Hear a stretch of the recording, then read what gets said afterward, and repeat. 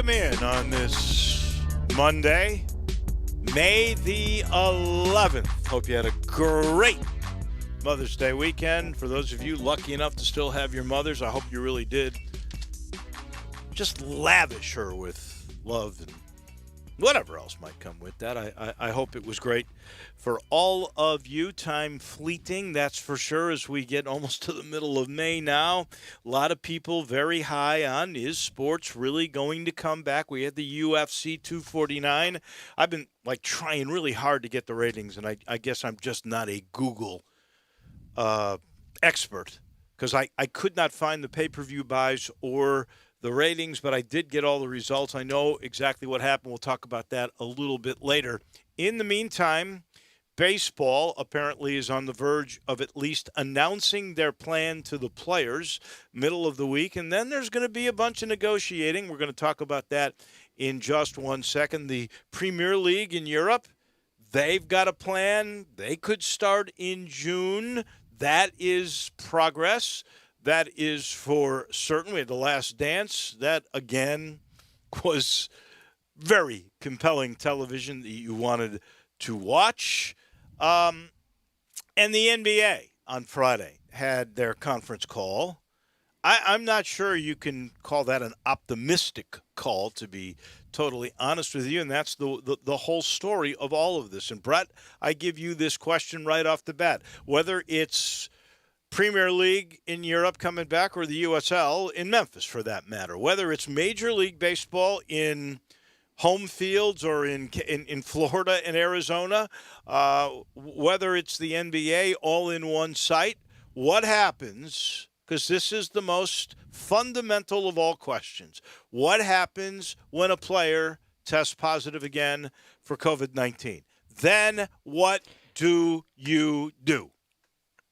Yeah, and the obvious choice would be shut it down again, and that would be so impactful.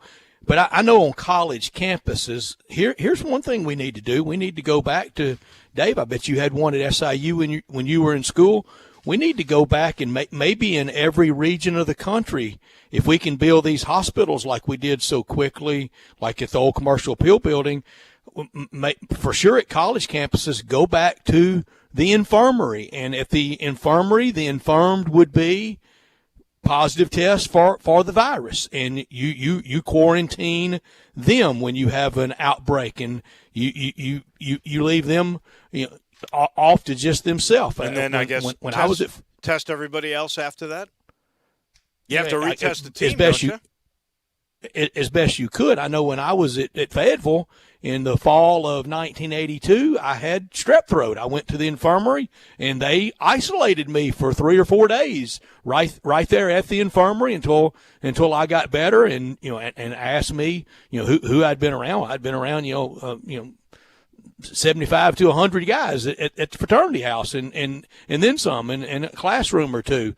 But they isolated me then, and we may have to go back to measures like that. All of it is aspirational. All of it is a goal. All of it is free. It's better than being pessimistic, but I like to be realistic. I think a lot of these things are going to start. Dave, there's not a lot of cynic in me. I'm not a pessimistic person by nature. There's going to be a lot of these things start. I want to see them finish. I want to see baseball start around the 1st of July or July 4th weekend, but I want to see it finish. I want to see it crown a champion. I want to see college football at some point start. I think most people have reconciled themselves to it's not going to be that last weekend in August or probably even that first weekend in September. It's going to be later September, maybe 1st October. Would knock out a lot of those broiler games. You remember that September we had last year when it was just miserable. It wasn't fun going to the games last year for anybody. It was so miserable and such a broiler out. Now on the back end, we're going to have a lot more cold games if we do that. But maybe we will. But there's some optimism out there today. The baseball plan is proceeding. We got to get the Players Association on board. I am pro player. I am so pro player.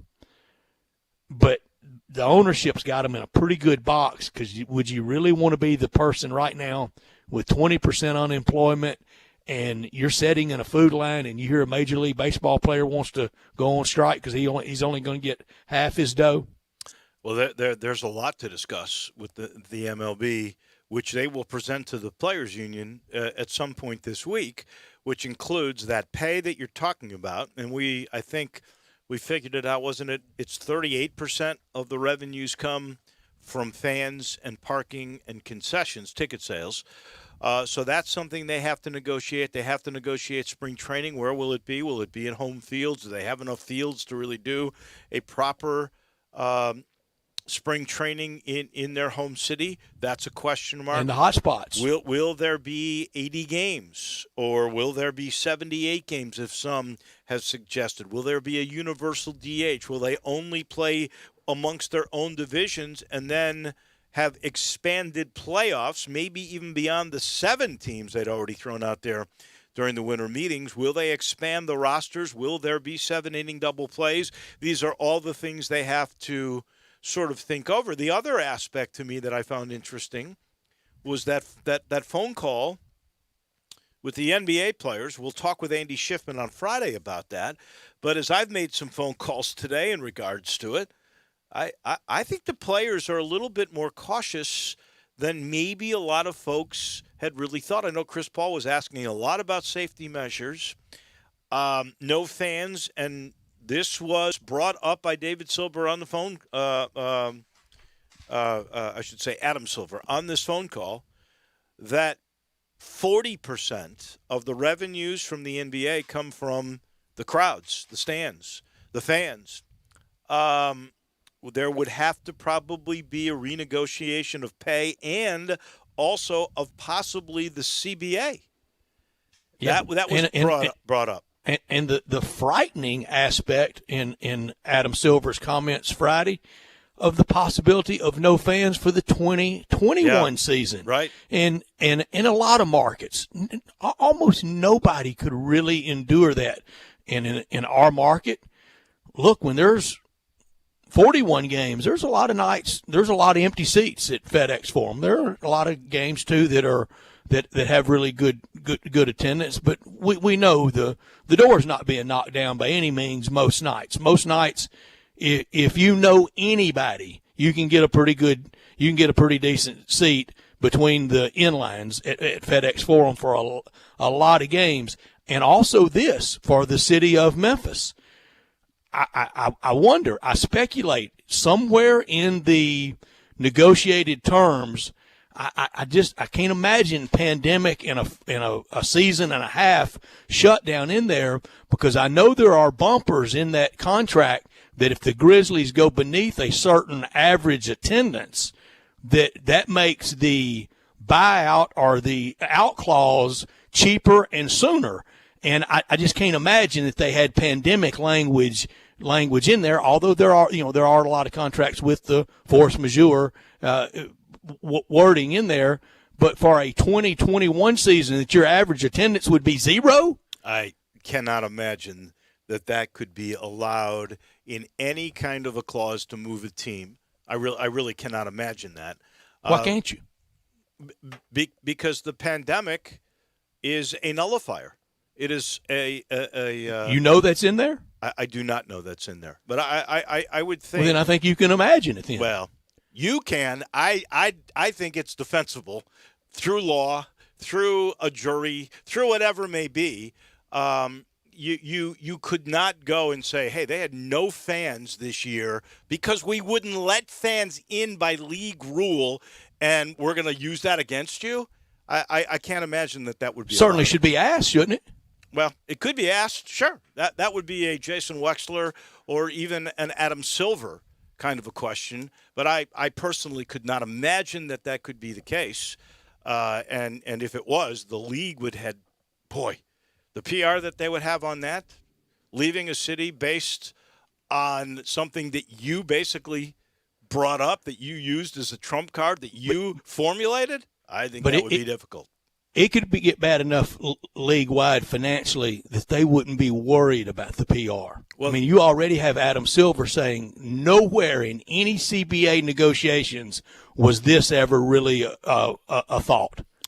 I would think, honestly, if you want to go to those drastic sort of thoughts, that I would be more worried about contraction than I would about them just leaving. And I am. And I am worried about contraction. Here's on the contraction front for the NBA. I can't believe the NBA would go through, again, the optics, the PR wise of losing any team. You name the team you want to name out of the 30. But at the same time, the money pit that it has been, you keep the WNBA? Oh, I doubt that I would. I mean, that would be if the NBA hits really, really hard times. And again, fans are 40%, so there's 60% of their revenue stream still there. They're going to have to share those losses with the players, and that would be up for discussion.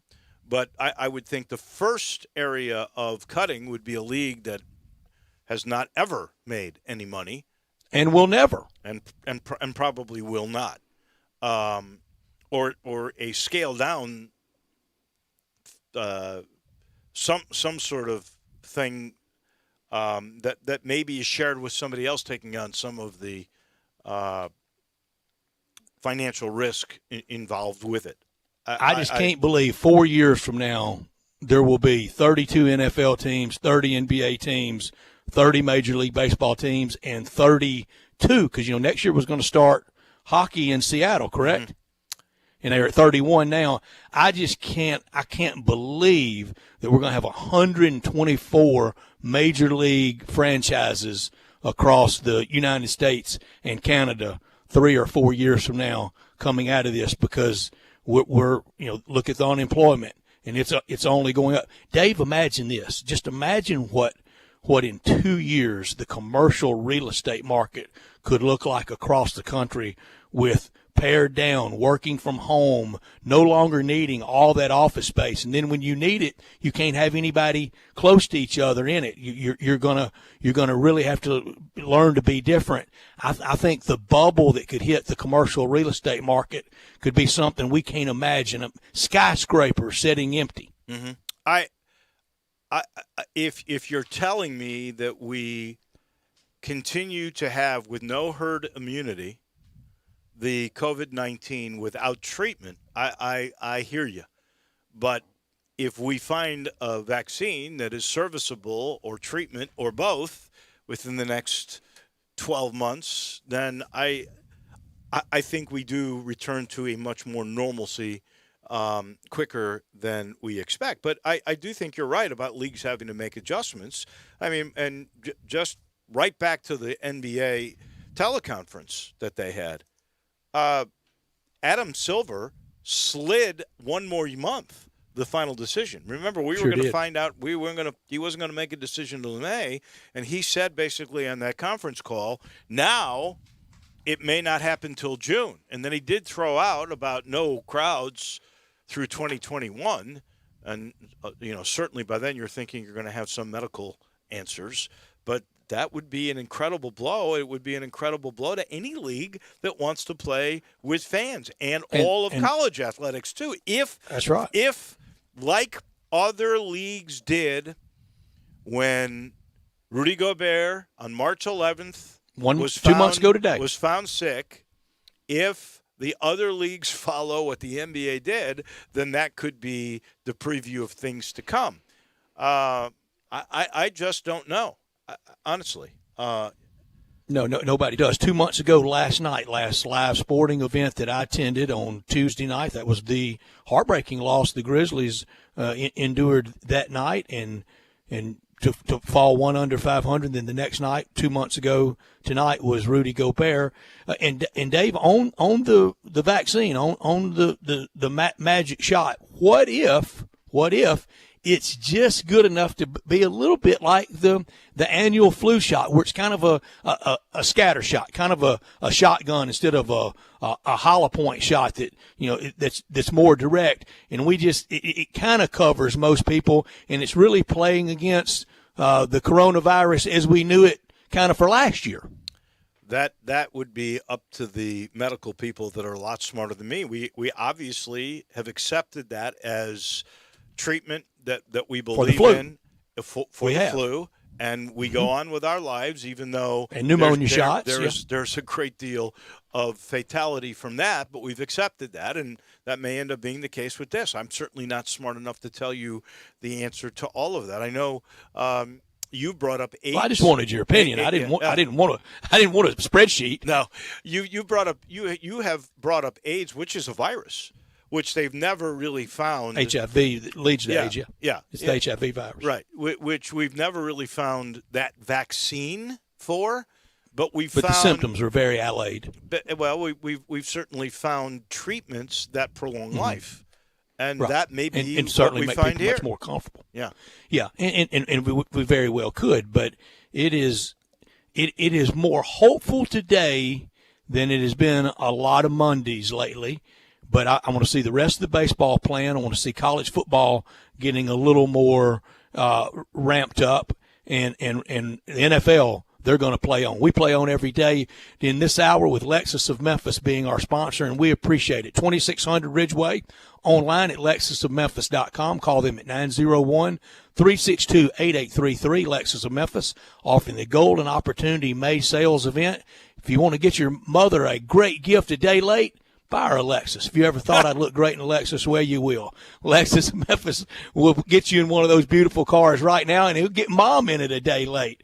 Great offers on all the 2020 models. Driving luxury and confidence, knowing that every new Lexus comes with complimentary first and second maintenance services. Did you see what Tua Tagovailoa did for his mom? He got her a car. He should have got her a Lexus. Stop by at Lexus of Memphis today at 2600 Ridgeway and put yourself in the driver's seat of an all-new 2020 flagship LS 500. You'll be looking and driving great. Lexus of Memphis, the highest standards in the industry. When you purchase a Lexus, you get top-of-the-line engineering and design that makes for the luxury driving experience.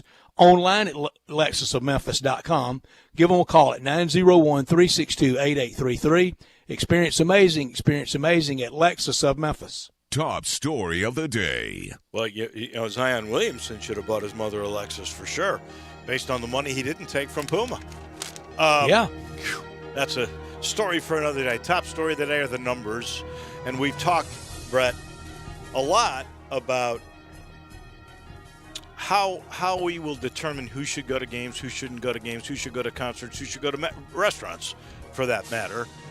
And we've talked so often about the young. Well, 45 out of 48 teens at the Bartlett Youth Center tested positive for COVID-19. 45 of 48. A lot of those asymptomatic, so they had to test them to find out. They did an original test. 17 were found to have the virus, so they ended up taking more tests, and 45 of the 48, none of them resulted thus far in fatalities, and many have already been recovered. St. Jude, and I always feel more comfortable when I know they're on the case. They will now start tracking COVID-19 in childhood cancer patients. Maybe they'll learn something that we don't know yet about the virus. Shelby County, 85 new cases since yesterday, 0 deaths.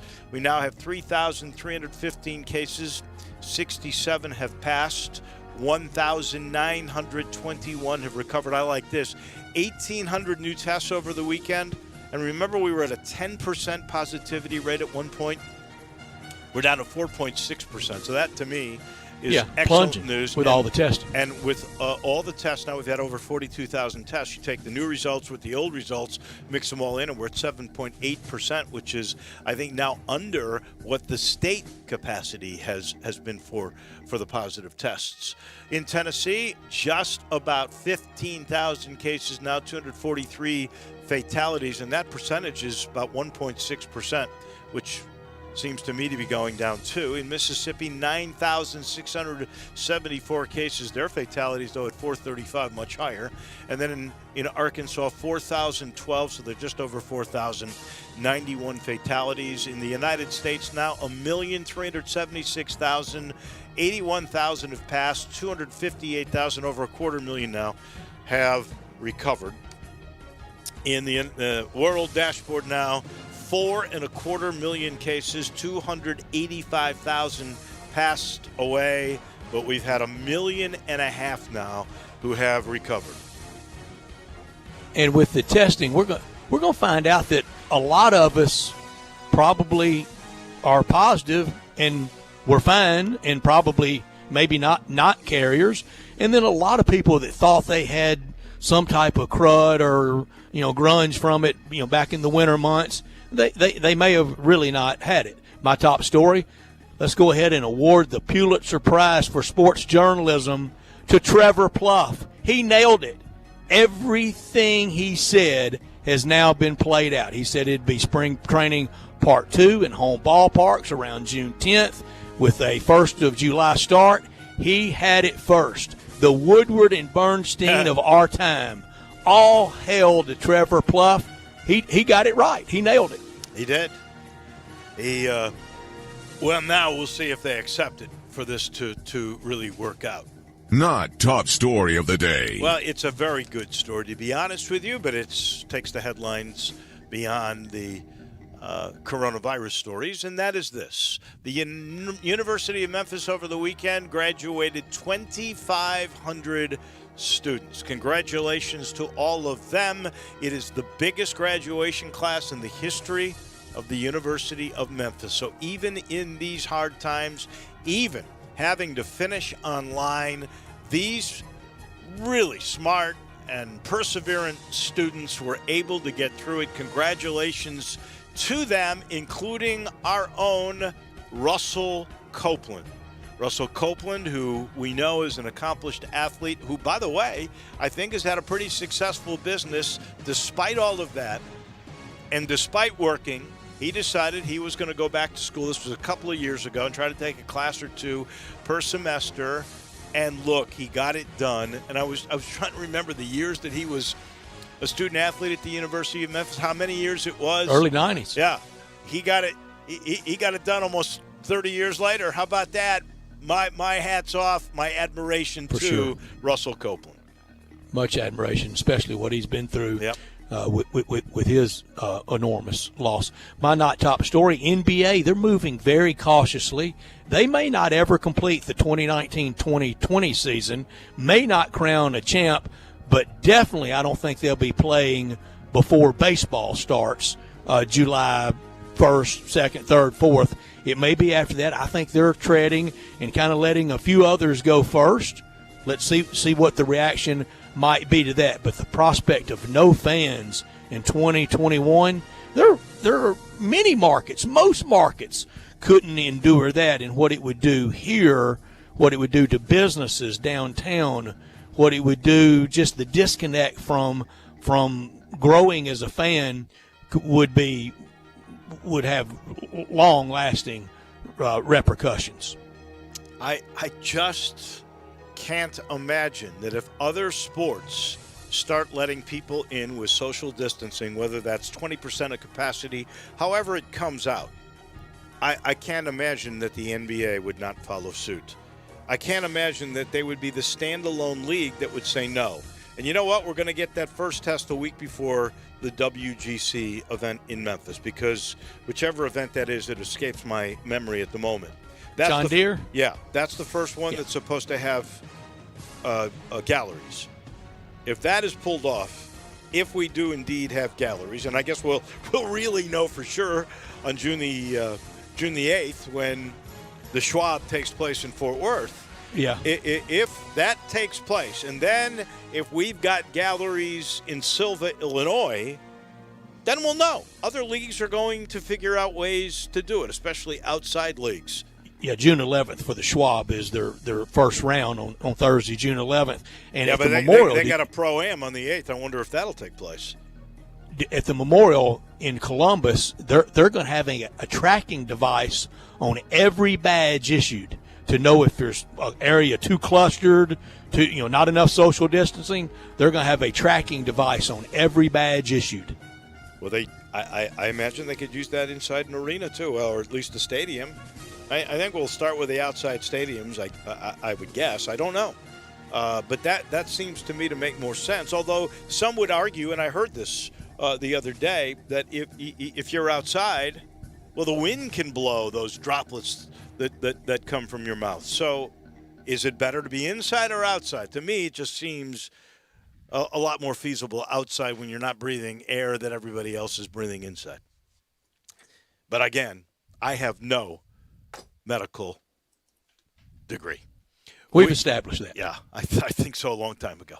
All right, so we have a very busy show for you. Coming up, Bill Trees on the city opening, the great reporter from the Daily Memphian, who, by the way, also wrote a couple of really good stories on the MLGW controversy and will we go and switch carriers, or I should say supply providers. That is an interesting story. I may ask about that too. David Cobb, who he was the one that wrote about Memphis being 22 in the preseason poll. We'll talk with him about that and college basketball. Mike Bianchi, the columnist for the Orlando Sentinel, has written a very interesting column, 10 pieces of advice that he has for the NCAA to make the most of these changing times, how you can help change sports as we know it in the college ranks. It's an interesting supposition, or I should say 10 suppositions. We'll chat about that at 4:30. Evan Barnes, who has been on furlough but is back at the Commercial Appeal, who writes Grizzlies and Tiger football.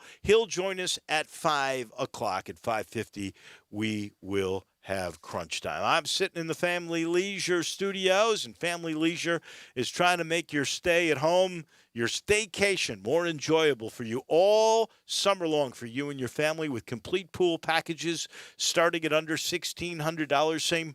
Same unbelievable deal with the pools. They start at $19.99. That's the same price for a 4-person spa. Swim spa starting at under $10,000. High quality swing sets.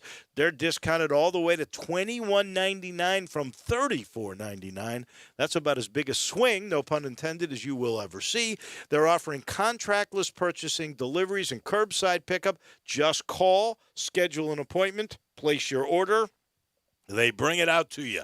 Can it be any easier? Family Leisure. Still doing it the right way at I-40 and Whidden Road. Back in a minute, Bill Trees from the Daily Memphian is next on Sports Time on Sports 56 with Wolo and Stats. Want to get your voice heard? Hit us up on the First Bank phone line or First Bank text line. Hi, I'm Troy Fiveash, owner of Fiveash Roofing. Can anyone explain to me why anyone would care how I measure your roof? We have all heard about measuring your roof from outer space. Well, to be honest, there are aerial pictures that are taken every 4 years that can be used to measure a building, but it's not from outer space. Besides, no one, and I mean no one, can tell you what's wrong with your roof or even if you need one by using pictures that might be 4 years old. If you would rather do business with a family-owned and operated business with a lifelong tie to Memphis that refuses to mislead or use gimmicks, please give me a call. Best products, best warranties, and the best customer service we know how to provide. Fiveash Roofing, proud partner of the Memphis Tigers and the official roofer of the Memphis Tigers home team. Fiveash Roofing, fair, honest, and ethical. 367-0050 or memphisroofer.com. 367-0050 or memphisroofer.com. Fiveash Roofing, it's what we do. We're here for you. A heart in my tasty Honey Nut Cheerios? Cereal, you trying to tell me you love me? Actually, it's reminding you that it can help lower cholesterol as part of a heart-healthy diet. Wait! They can help lower cholesterol? I've been so focused on the sweet, tasty taste that I completely forgot. Now I'm in love. Learn more about making Honey Nut Cheerios part of your heart-healthy lifestyle by picking up a box at your local grocery store.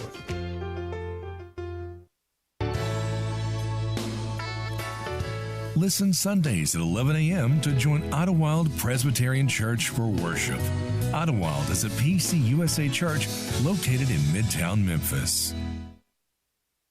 Got something you want to get off your chest? You better have a backup plan. Want to join the conversation? Someone needs to tell him he has to grow up. Join us on the First Bank phone lines at 360-8255 or the First Bank text line at 67129. Now, back to Sports Time on Sports 56 with Wolo and Stats. This hour of Sports Time is brought to you by Lexus of Memphis. Here once again are Dave Voloshin and Brett Norsworthy.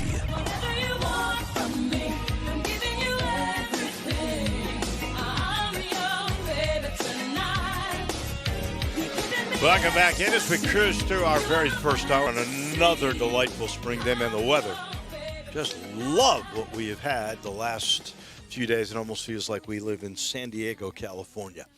In the meantime, as promised, our friend from the Daily Memphian and from the Channel 10 in Memphis, doing all sorts of things, which he has for years and years and years, our friend Bill Dries joins us now. How are you doing, my friend? Has this been busy for you? Did you have a good Mother's Day weekend?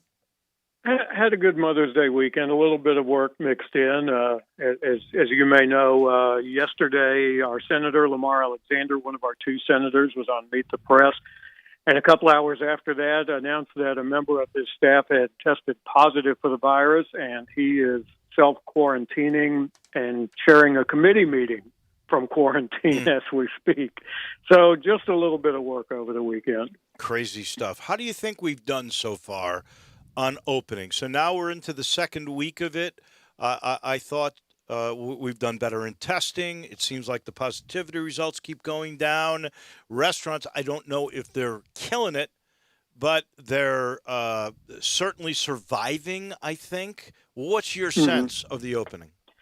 Well, this is day 8 of the reopening, and of course for the hair places that this will be less than that. But what's happening now is the mayors and the health officials are about to get back together again later this week to start figuring out if we're ready for phase 2, and if so, what's the date that they set for that.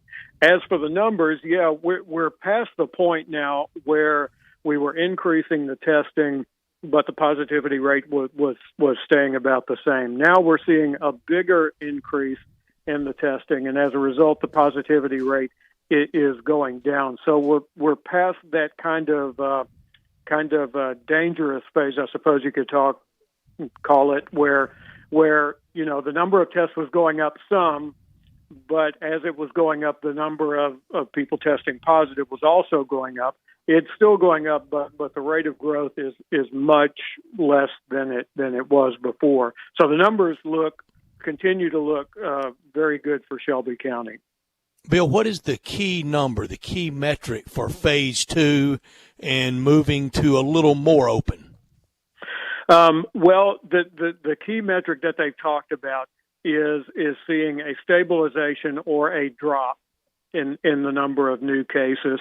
But they've also, as the experts have said, that they've also said that there is no one number that they're looking at, that it's an analysis that involves a number of different factors and reports that they get in. And some of it has to do with how people are behaving as these restrictions have eased up. Mother's Day weekend was a time when they were watching pretty closely, because I think they wanted to see if everybody just put everything aside and just started heading for the restaurants that were open, even with social distancing. And I think the consensus on this Monday after the weekend is that people did not do that people were pretty reasonable, and that the social distancing measures in the restaurants for people who did go out for those kind of gatherings were being enforced. I think the restaurants are doing a terrific job, and in fact, I'll promote it now. Tomorrow, Walker Taylor, our friend from the Germantown Commissary and the Collierville Commissary, is going to be on, and we're going to talk about the difference between Mother's Day last year and this year. Here's where my confusion comes in, Bill. Maybe you can clarify this. So we've had a test last Saturday with Cinco de Mayo. And now we had the test, or I should say last week, and now we've had the Mother's Day test basically 5 days later. Do we have to wait 14 days? Is that the true test of when we would, I guess, get this disease in better numbers if we did not really practice social distancing correctly? I think our folks here are going to stick to 14 days, and the reasoning for that is that's more or less the incubation cycle. So in other words, if you've been out and exposing yourself or been exposed to this virus, it's not going to show up for about 2 to 3 weeks. So I expect that they will hold to that. And of course, along the way, there will be pressure from business owners because, livelihoods are at stake here. And that just kind of comes with the territory on this. The only exception to that might be if Governor Bill Lee decides to act on a statewide basis, which we saw with phase one, with the lifting of any restrictions on worship services, where the governor basically said the locals are not going to move to enforce any rules, but if you are a place of worship, we urge you to continue live streaming your services, and we hope that you will abide by the suggestions that we have in place. That preempted the locals across the state. So we did see that with phase one. We might see it with phase two, but I think we've pretty much got most of those exceptions or those tender points, political hotspots, if you will, out of the way with phase one. Bill, today around noon, Shelby County Health Briefing, and it was reported by them there is not significant community transmission at this time. So there's some good news out there. Yeah, and they've been watching this very closely, and when they make statements like that, they're also really quick to come behind it and say, okay, we've said that, but you have to keep on doing this, because if you don't, then we are going to have some problems, because this virus is still a big unknown in many ways. They don't really know everything they want to know about how it behaves. I've noticed we opened the Botanic Gardens, and is it this week that the zoo is going to open back up in a limited capacity? Yeah. Are we doing that because these numbers are so favorable, or are we doing that because the economy needs it? Look, let's face it, April, May, and June are the months where the zoo makes most of their money. Is it that combination? And what happens? Do you think that the mayor would be able politically to go back to complete stay at home if something terrible happened and we went backwards? I think that Jim Strickland, yes, I think he absolutely would. And he's done things like that. Like we had the weekend, which was like the first really nice spring weekend. I think it was a Thursday or a Friday, and people caught spring fever and went to Tom Lee Park and went to Overton Park. And he came back the next day and said, okay, Riverside Drive is closed. Right. I'm going to do the best I can to close all of the access roads that I possibly can to the other city parks that are out there. So, yeah, I think he absolutely would. The reason that you're seeing the Botanic Gardens reopening and the zoo is because each of those attractions have submitted specific plans to the city that said, if you give us the green light to open, this is what we will do to ensure social distancing. These are the specific measures we will take. And the city talks with these attractions about that, and they discuss whether you need to do something else here or not, and then the city gives them the green light. So you have to have a specific and pretty detailed plan to do that. Now, the exception to this, the really hard cases, are going to be the attractions that are less conventional. Something like Graceland, which is a set of buildings, very different experiences under the same roof. Those plans are probably going to be even more detailed than the plan for the zoo, for instance. And then, of course, beyond that is the question of the arenas, AutoZone Park, FedEx Forum. How do those work? And that's a completely other level of detail. Bill, you mentioned Graceland, and that could really be the first big test in August around the commemoration of Elvis's death. We know the international attraction that is, and with the international attraction, we know a lot of people coming to town. That could be a muted ceremony scene this year compared to the past, if at all. Yeah.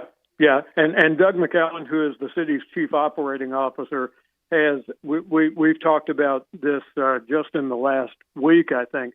And Graceland is obviously a special case.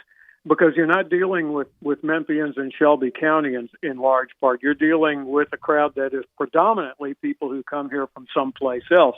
So they haven't heard the repeated messages and warnings and people saying these are the new rules. Now, they come from other places that may have very different standards for social distancing. So that's definitely something else to take into consideration. I agree. When you think about, let's say, the zoo, I think it's us mostly. It's regional, where people will drive. Now, when you're coming from other countries or around the country and you're flying a lot, which is, I believe, a big connection for Graceland. Now it's a whole different ballgame. I promise you, the airport and hotels would love it if Graceland were to open, because that might open up some new things. Yeah.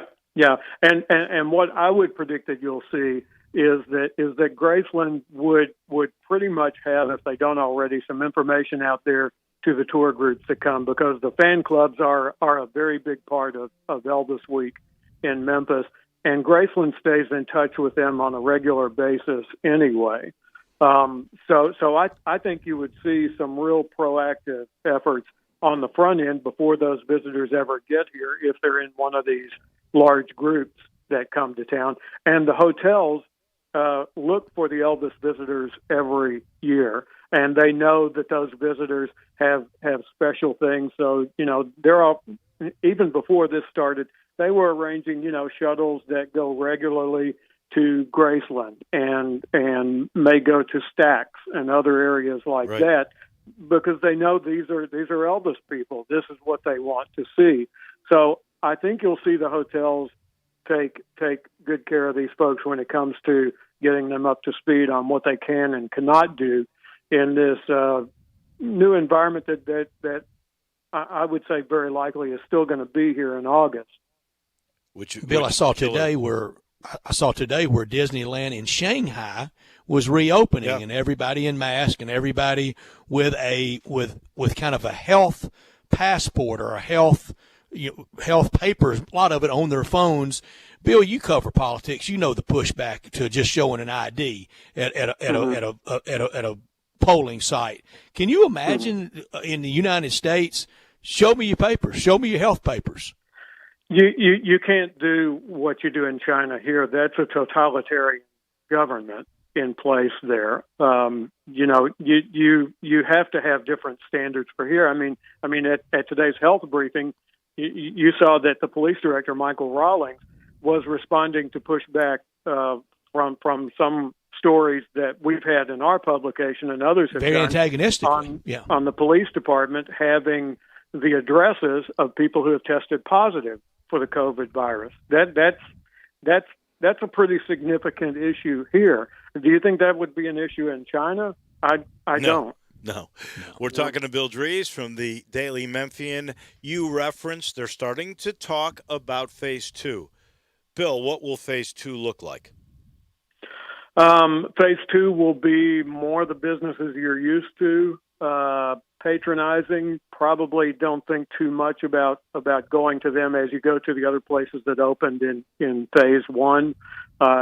It's a logical step of businesses. Like I said, it's going to be well short of the big mass gatherings and athletic events and things like that. I have to say, from having gone to a restaurant Sunday just to see what it was like and to have a half a muffaletta. R&D, it's okay. Yeah.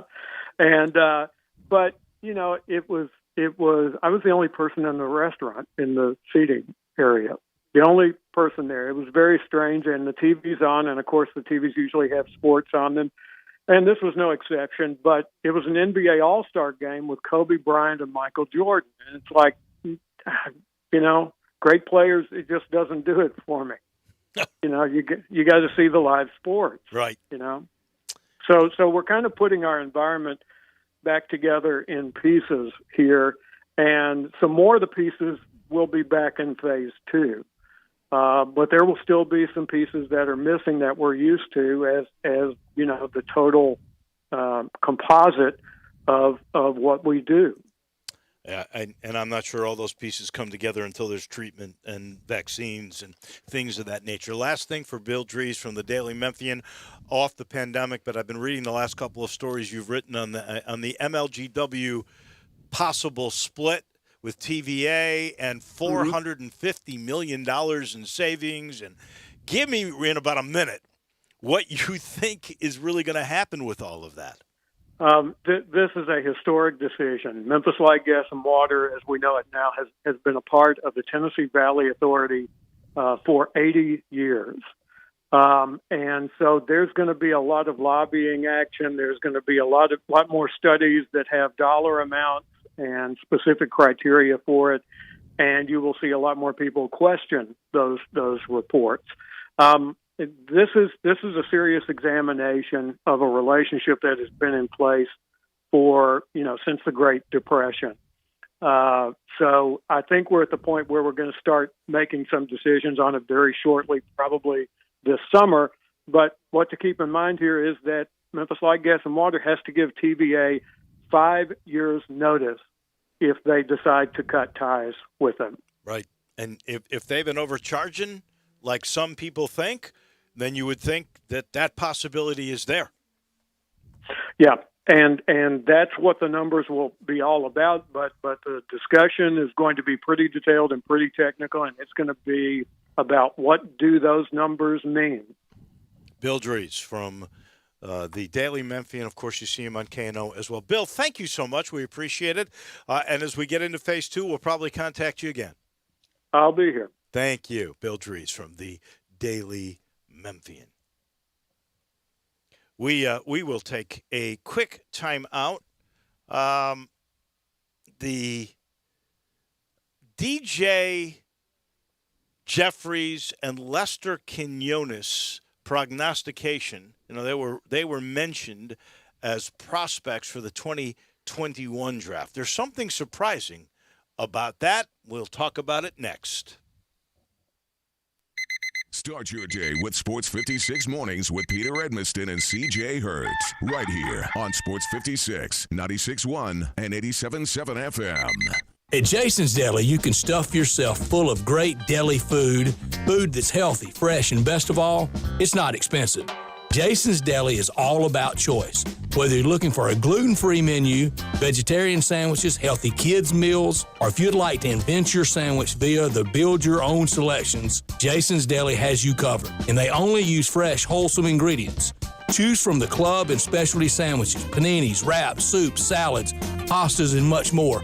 I love the cleanliness in the restaurant, the hospitality, and of course the cost. They have a huge salad bar and great soups, including Southwest chicken chili, fire roasted tortilla, organic vegetable, tomato basil, and many, many more. And if you're planning an event, their catering department is fantastic and can handle any size party. Go check out Jason's Deli's 4 locations. On Ridgeway in the Park Place Center, that's my favorite, on Germantown Parkway in Cordova, at Poplar and Highland, and on Goodman Road in Olive Branch.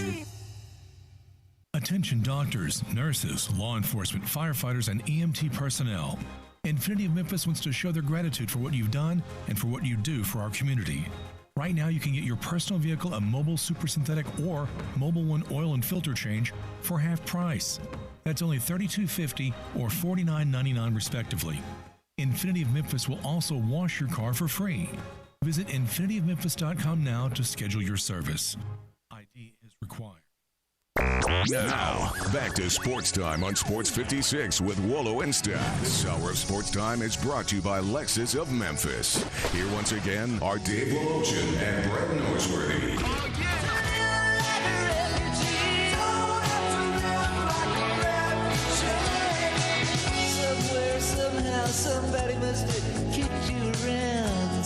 This portion of our program brought to you by The Butcher Shop.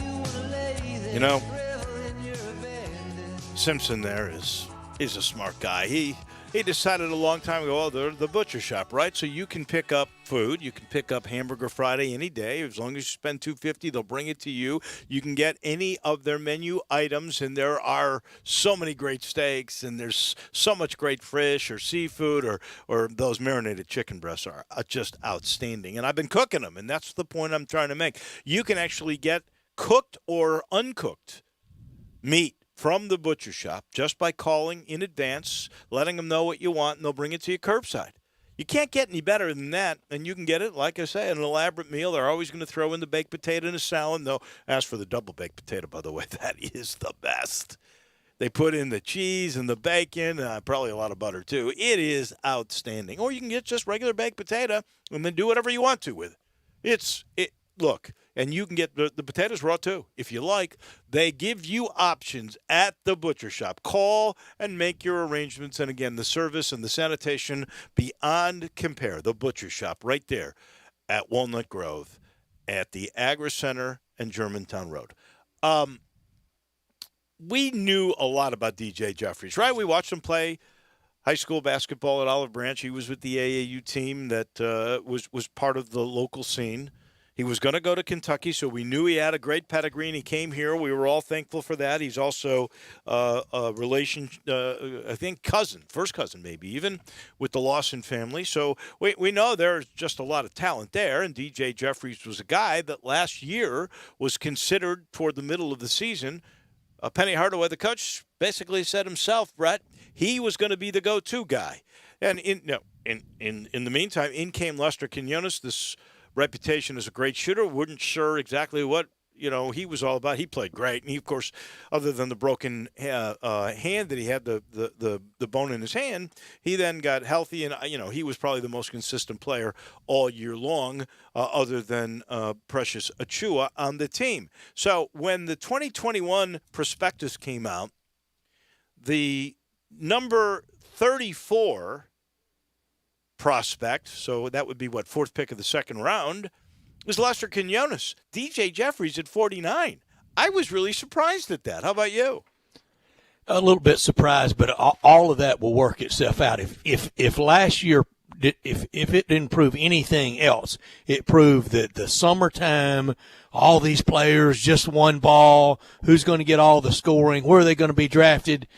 All that is June, July, August fodder before you go to the Bahamas fodder. Last year really proved it. What both of those players need to do is concentrate, and I think they will, on what's best for the team and winning, because then you really showcase yourself a lot more with that. DJ Jeffries at times last year, he was as advertised, and then other times because of illness, he wasn't.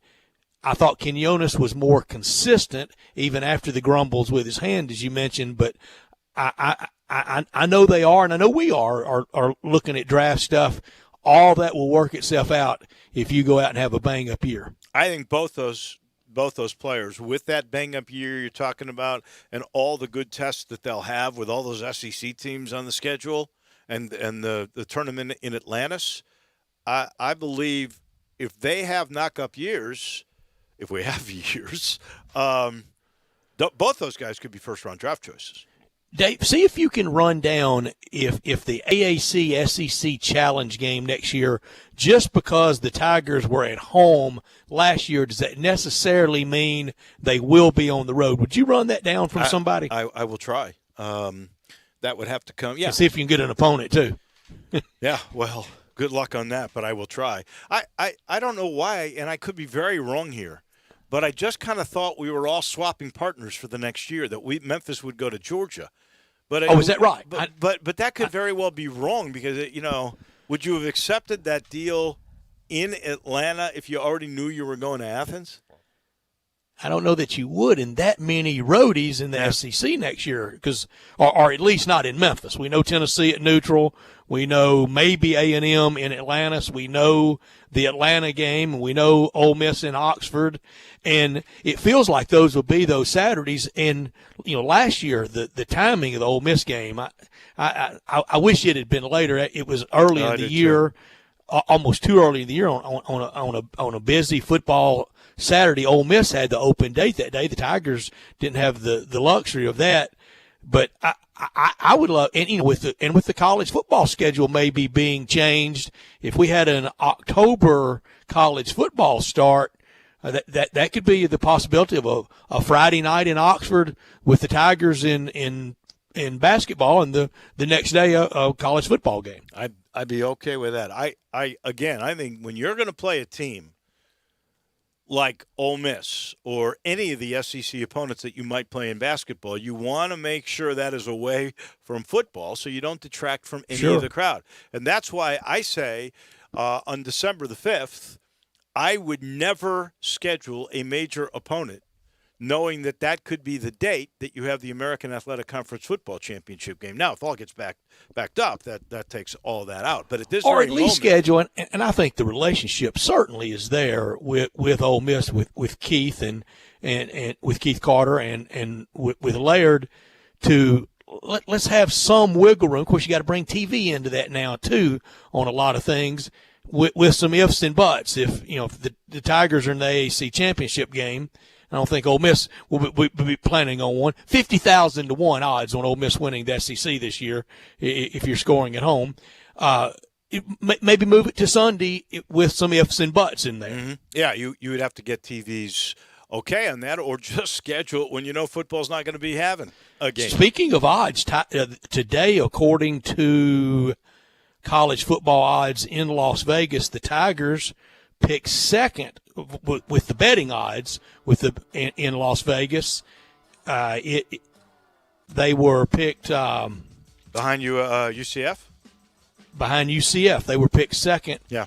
In the SEC, Ole Miss, they were 80 to 1, but some betting odds bigger than that. Arkansas 500 to 1, Vandy 2,000 to 1 to win the SEC. UCF even, Tigers 4 to 1 to win the AAC. You get Left Memphis reopened, that's a good bet, I think. I will say this: David Cobb and CBS have Memphis ahead of UCF. They do. I got the feeling. They also have them behind Cincinnati. Oh, Cincinnati's the favorite then? Cincinnati's 21 in CBS's top 25 preseason poll. Oh, really? I didn't know that. I didn't either. David Cobb knows. We're going to talk with him. Central Florida even odds. Memphis 4 to 1, Cincinnati 5 to 1, Navy 10 to 1, and SMU and Houston both at 20 to 1. Well, what's interesting about that is you got UCF and you got Cincinnati all in the same division. So one of them is going to knock each other out of that chance. So no more division.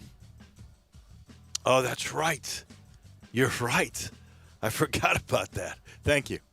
Man, I'm not sure I like that, but it is what it is. We got to get a team. Got to get Boise in for football. We got to take a break. As we mentioned, our friend from CBS Net, that would be David Cobb. He is next.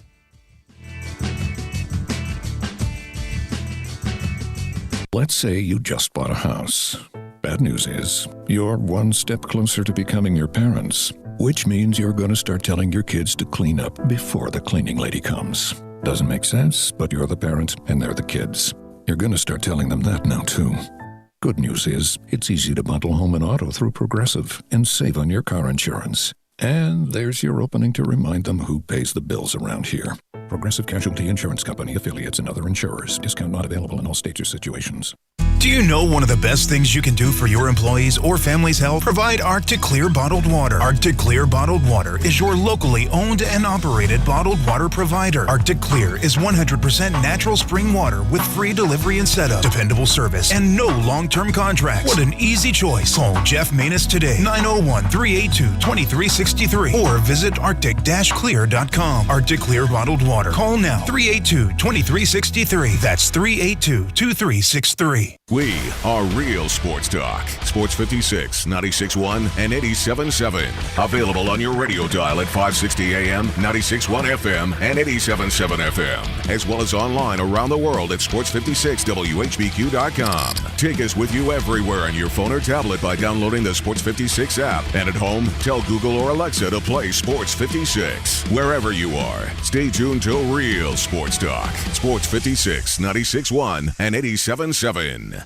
You can get podcasts of all our daily shows and all of our biggest interviews delivered right to your inbox just by signing up at sports56whbq.com. It's the best way to stay informed on what's going on in sports, and it's brought to you by Surfacescapes Concrete Floors. They'll get your pool deck looking new and beautiful this year, and it'll be up to 20 degrees cooler on your feet.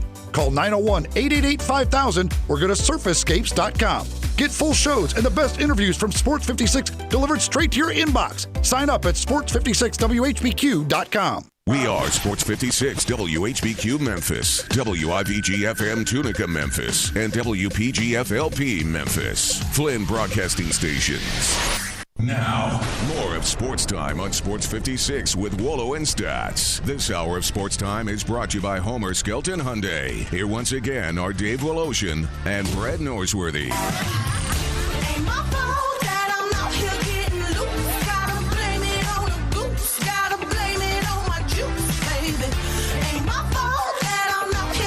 Welcome in another gorgeous spring day. Hope you had a wonderful weekend. Wolo and Stats with you until 6 o'clock.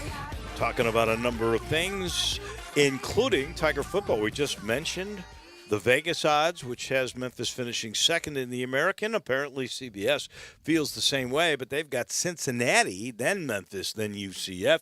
David Cobb has already written about that poll. You know, David Cobb writes for CBS Sports Net, and he joins us right now. I hope you had a great weekend, David. How was it? It was nice. It was a needed weekend because I thankfully had a lot of work to do last week, writing football stuff and basketball stuff, including, as you mentioned, a little bit about the Tigers, actually. And for the record, I heard you guys on the other side of the break.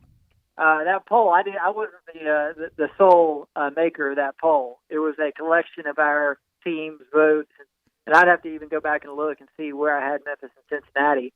But we've got three teams out of the AAC in the top 25, and UCF, wow. Memphis, and Cincinnati. So wow! Wait! Three teams from the American in the top 25 out of 11. That's pretty impressive. Well, how does that stack up with like the Pac-12 or the ACC? I don't know yet because we're going team by team, and so I don't have the full list in front of me. I just know what I've been assigned, and what we've done so far, which I think we're about 9 or 10 teams into it, and we've got those three teams out of AAC in it. So I wouldn't be at all surprised. I'm sure. I know Oregon and Washington are in it and I think USC are in it from the Pac-12. So, I mean, you can argue, one, I think it's clear that the American is easily the best group of five football league, but I think the American's actually better at football than it is at basketball right now. I agree. And David, it has come just leaps and bounds, and you see today that former American member UConn, boy, if they can get a TV deal, about anybody can. UConn and CBS Sports Net, sorry to drag your affiliation into it. They agreed to a multi-year TV deal. They'll televise UConn's home games, 4 home games in 2020, and all the games through 2023. If they can get a TV deal, heck, about anybody can. And it brings up this for me.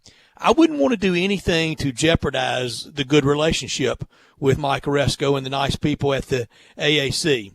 But if I'm the University of Memphis, I would have, if I'm the president and I'm the athletics department, athletics director, I would be trying to work right now, back channel, with you name the league, Pac-12, Big 12, Big 10, SEC, and I would tell them, if you've got anybody that can't go this year, we're ready to fill the void. Yeah. In football, that's actually roll the dice. I hadn't thought about that. That's really, really smart because, I mean, we're looking at a situation where, like, you think about the ACC, the states up in the Northeast, like Massachusetts and New York, which are home to Boston College and Syracuse. They've got more restrictive measures in place that are going to keep them from playing football. But the rest of the league is ready to go. That would be phenomenal. Now I don't know how logistically how that would work. But man, this would be a heck of a year for Memphis to showcase its product because I know they lose Antonio Gibson and some pieces from the offensive line, and obviously Patrick Taylor. But boy, they've got a lot. They've got a lot to be excited about on this Memphis football team this year, and I think they could. I mean, they might be the second best team in the ACC. That's no exaggeration. If they were in that league this year, so that's a fun hypothetical, no doubt about it. And that could come about. I just don't know, and no one knows how much uniformity there's going to be, how many teams will say they can play. The governments might play a role in all of this, but it is interesting. I don't think that would win you any favors, though, with the commissioner of your own league. That is for sure. It wouldn't. I am curious, too, about the Connecticut But what the deal. heck? I mean, Yeah. it might be the time, Dave, and David, to really gamble. The AAC would take you back. That Memphis is a key contributor in it. But at some point, a lot of times in life, I got to look out for myself, and this might be the Tigers' time. It's pure hypothetical, but do it back channel, do it very, surreptitiously, but let them know we would love something on the back end. If we stepped up for you right now when you had a void, when you had an open spot in the schedule, we need something on the back end. And this would be, if it were Vandy in the SEC, we'll take their schedule, we'll play in the SEC East this year. Whatever schedule they have, we'll take it and let the chips fall wherever they may with AAC. Why not? I mean, yeah, I just think. Why not? Well, look at what UConn did. I mean, if UConn can pull the stunts that they pulled and get out of the league, you know what? Why wouldn't another school be able to do the same thing, especially with the circumstances that we're in now? And maybe the ACC, if there's some sort of a penalty for withdrawing from the league or something, maybe whatever league needs a team would be willing to help pay that bill. I don't know. It's a little far-fetched, but, we don't know what football is going to be or what measures we're going to have to go to make it happen. It may require some cooperation within the conferences to really even get the thing off the ground to begin with. So there might be more opportunities for TV money there. I mean, if there's some non-conference games that can't happen and the AAC needs to fill some slots on other schedules, you're looking at some more revenue potentially there, just in and of itself, with maybe a couple more games against power conference teams than you originally had. So I don't know. It's going to be interesting to see how it plays out. But you're I think incredibly wise to be thinking about ways that a school like Memphis could capitalize, especially with the team that they have coming back this year. Well, you're right about how you could make deals. If the league that had the vacated team really wanted you could clearly make deals through television and even new deals with whichever league was taking you in with the American as sort of payment to allow Memphis to be rented for the year. Right. So I could see that. I'm intrigued a little by UConn, which they did act on their own. They basically, we thought, were committing football suicide to make sure their basketball program was in order, and there's much more interest in the Big East than there was in the American in those parts. And but how much is CBS paying? You are getting exposure, but if there's not money that's coming in, I don't know. What of it? Can they sustain that football program through the heavy losses? A team that was, what was their debt? It was an amazing amount of money. And it's just one of the loathsome football programs in the country. Yeah, they're not good. I mean, I don't know. Hopefully, they're not going to reassign me to be the UConn football beat writer. But I can't imagine that. I mean, that's an especially lucrative deal. Oh, and you'll love Hartford in December, buddy. Yeah, right. Covering a team that's won 6 games total the last 3 years. Oh gosh, yeah, that sounds terrible. Yeah, that would be awful. I hope that does not happen. But it is sort of intriguing to think that they were able to engineer a deal that would give them national exposure for every home game. And what did you say, Brett, in that deal is after this year, all their games? Every game. After this year. It's the UConn network after this year. How could they do that if they were playing a team that was part of a deal on the road with another television competitor. How does that work? I'm curious about that. Yeah, I'm curious about it too, David. Let's reverse everything. You want to? Let's have some fun. And the latest breaking news from college basketball about Zion Williamson, I think to the shock of not a single solitary human being. But let's reverse everything. Let's say instead of Duke and Zion and Coach K and basketball, it were Alabama and Tua and Nick Saban and football. How much bigger a story would this be? Well, in the sense that I think the NCAA would be really hesitant to crack the hammer, I think they're similar. But, man, if you think about it, Alabama football has been pretty doggone buttoned up over the last several years. And, I mean, you just don't hear about it as much with the top football programs. So I do think it would be a bigger deal. Do I think the NCAA would be more prone to investigate it? No, probably not, because I don't think they want something like this hovering over one of their top programs. But in terms of would we be talking about it more? Yeah, I think so. Oh, it'd be Mach 25. It would be so much bigger than this. And last Friday I remarked about Jay Billis at his Twitter site. It was not a single tweet about the KU incident. Now he has topped that with the Duke incident. There's one, and it's legalese, kind of let the process play out. The college basketball media will not go after the big guys. The college football media would be renting out every hotel room in Tuscaloosa if you reverse this. And every opposing fan base would be all over it too. I mean, not because we saw it here with Albert Means, how everybody was on it. Yeah, absolutely. That was a big case, but there just hasn't been the number of cases like that in college football, not nearly to the degree that there's been in college basketball. So I don't know. You think about it.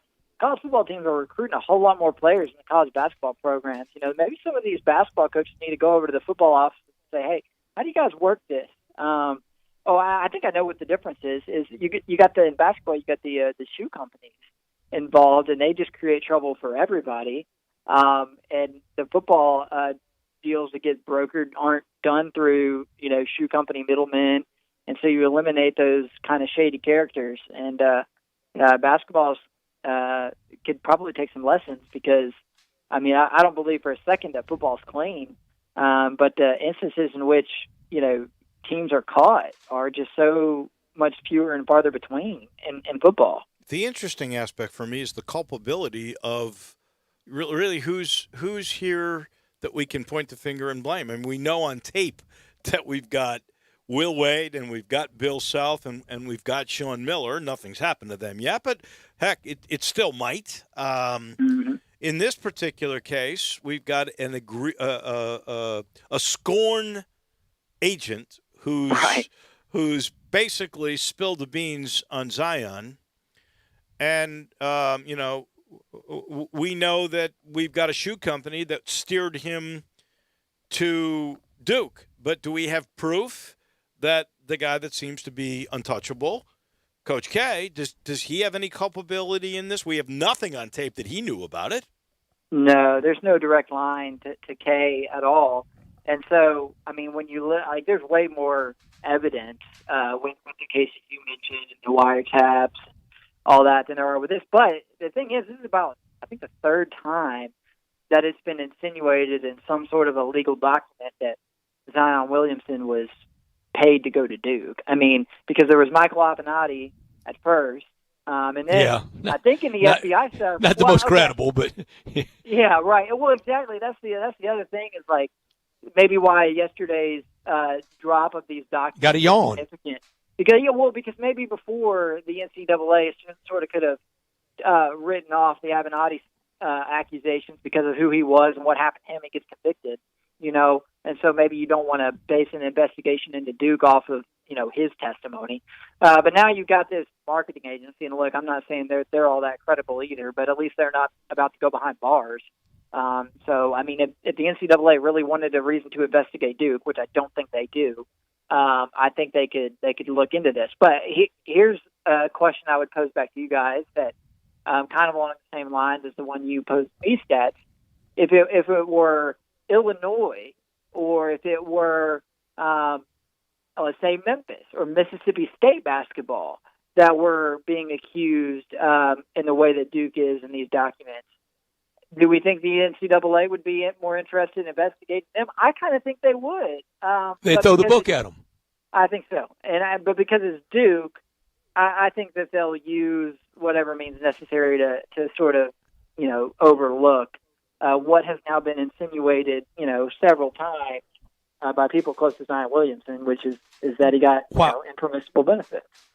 Right. Well, absolute. No direct link to Coach Mike Krzyzewski. There has not been. But, David, I say it for football coaches and for basketball coaches. They cannot have it both ways. They know what that player is doing almost every waking moment. They know if they're in such and such class. They know if they're at the cafeteria. They know if they're over with the masseuse having their back massage. And then when something bad happens, I just work here. I had no idea. I'm the basketball coach. I can't keep up with everything. Yeah, well, let's look at your burner phones and see how true that is. But the ones who do it well have a system in place, and maybe ultimately they don't have the exact knowledge of when the transaction took place or when the money exchanged hands or whatever. They might know in general terms what it took to get that player there, but there's a degree or two of separation between them and the act. And this is the whole thing is why we need name, image, and likeness stuff in place, because I'm not saying that'll be the cure-all to cheating in college sports. It won't be, but it'll be a step in the right direction to bringing some of this stuff above board. To where it'll be legal and it'll be encouraged almost, and it won't be facilitated by the schools. But I'm sure the coaches will be mentioning during the recruitment process the types of great corporate partnerships they have with multi-million-dollar companies who would be glad to have, the prospective recruits promoting their brand, and in that way it'll be illegal. It'll be interesting to me is how much money will they be willing to sacrifice from their own pockets. When I see Coach K or Coach Cal give up some of their Nike money because they have a prospective student athlete they want that money channeled to legally, then we know we are opening up a new chapter. Yeah, and we'll see. It's coming. The exact rules will be in place or written or whatever in the coming months. Right now, it's very general, and there's still a lot of holes in it. But we're moving in the right direction, and it's going to be critical because Penny said it himself within the last couple of weeks that the NCAA has got to continue down this road if it wants its schools to have any shot at some of these guys that the G League is getting. And so, I think for once, a lot of people are kind of in agreement on something. And, let's hope that these rules make it to where 3 to 5 years down the road, we don't have to talk about if Zion got a little bit of money, relatively speaking to what he makes now in the NBA at least, to go play at Duke, and it won't have to be an issue. David, I don't know what the right percentage should be, but all along I have said it would track, whether we have college football or not, will almost parallel to what level school we're having. We have no school, we have no college football. If we have a little bit of school, we have a little bit of college football. If we have a full fall term, we have full college football season. That said, I don't know what the participation percentage should be to call it enough that we have full college football. But I also know this. Last year, Joe Burrow winning the Heisman Trophy took everything online. Johnny Manziel, in many interviews, will tell you He could not tell you what the famed buildings are at Texas A&M because he never stepped foot on campus, not a single day. He took everything online and correspondence. He doesn't know where he couldn't find the library at Texas A&M with Lewis and Clark and Magellan. By his own admission, he almost laughs at it. And we also know, David, I even have said we can't have just a college campus of just football players on it. Well, we already by and large do that, and it's called the summertime period. Both sessions of summer school is all we all know. There's a larger percentage of athletes on campus than there are banking and finance majors. Yeah, you're right about that. You know, the kind of self-righteous sort of people are going to fire back at that and say that, well, you know, it's not safe for the regular students to be on campus, and the players shouldn't be either. But by the same, on the other side of the coin, you got, I mean, the facility, the medical care, the nutrition, the availability of testing will be so much greater for them if they're on campus, because I mean that's going to be one of the big stipulations is the availability of testing, and so we know that the medical care and the nutrition is I mean just amazing at every. I'm not even talking just Power 5, even in Group of 5 schools have top notch, you know, medical and nutrition programs, and so I think it can be done. But I think it's going to be hard to convince the self-righteous and just folks who just kind of, for whatever reason, don't want to see football. You know, and I think there's a good number out there, David, that they see this is the death of football, and they're going for the kill.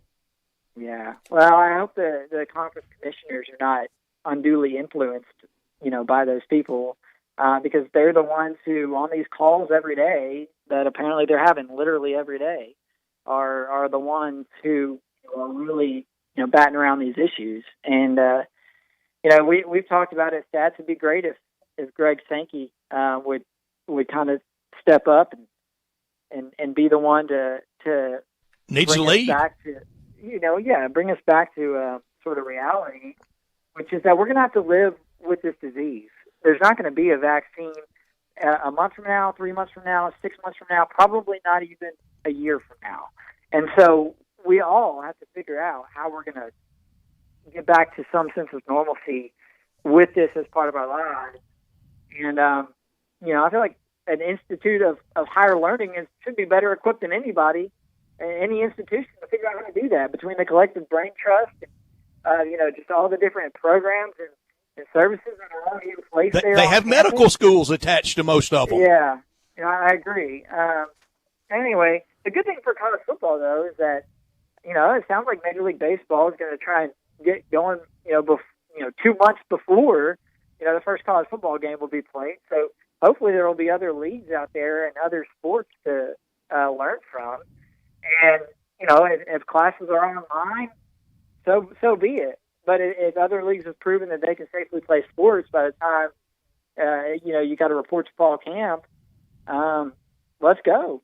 So that's the one thing in your discussion here that you've omitted is that you're going to have a mama that's going to say, wait a second, it's not safe for the regular student to go on campus, but it's safe for my kid to go, to sweat on somebody else and hit them. Then you show her the inculcation and the biosphere that you're going to put them in, and the medical protocol and the care that they will have, and you show them that we can give better care here than they can get almost anywhere else in the world. Hey, look, I'm a lot more. Well, I don't know, but I'm probably a lot more worried about a long-term injury occurring on the practice field than I am about a healthy, 20-year-old person getting the coronavirus and having, you know, serious effects from it. I'd be more worried about. David, I'm more worried about getting hit by a whiskey bottle at LSU than I am getting the virus.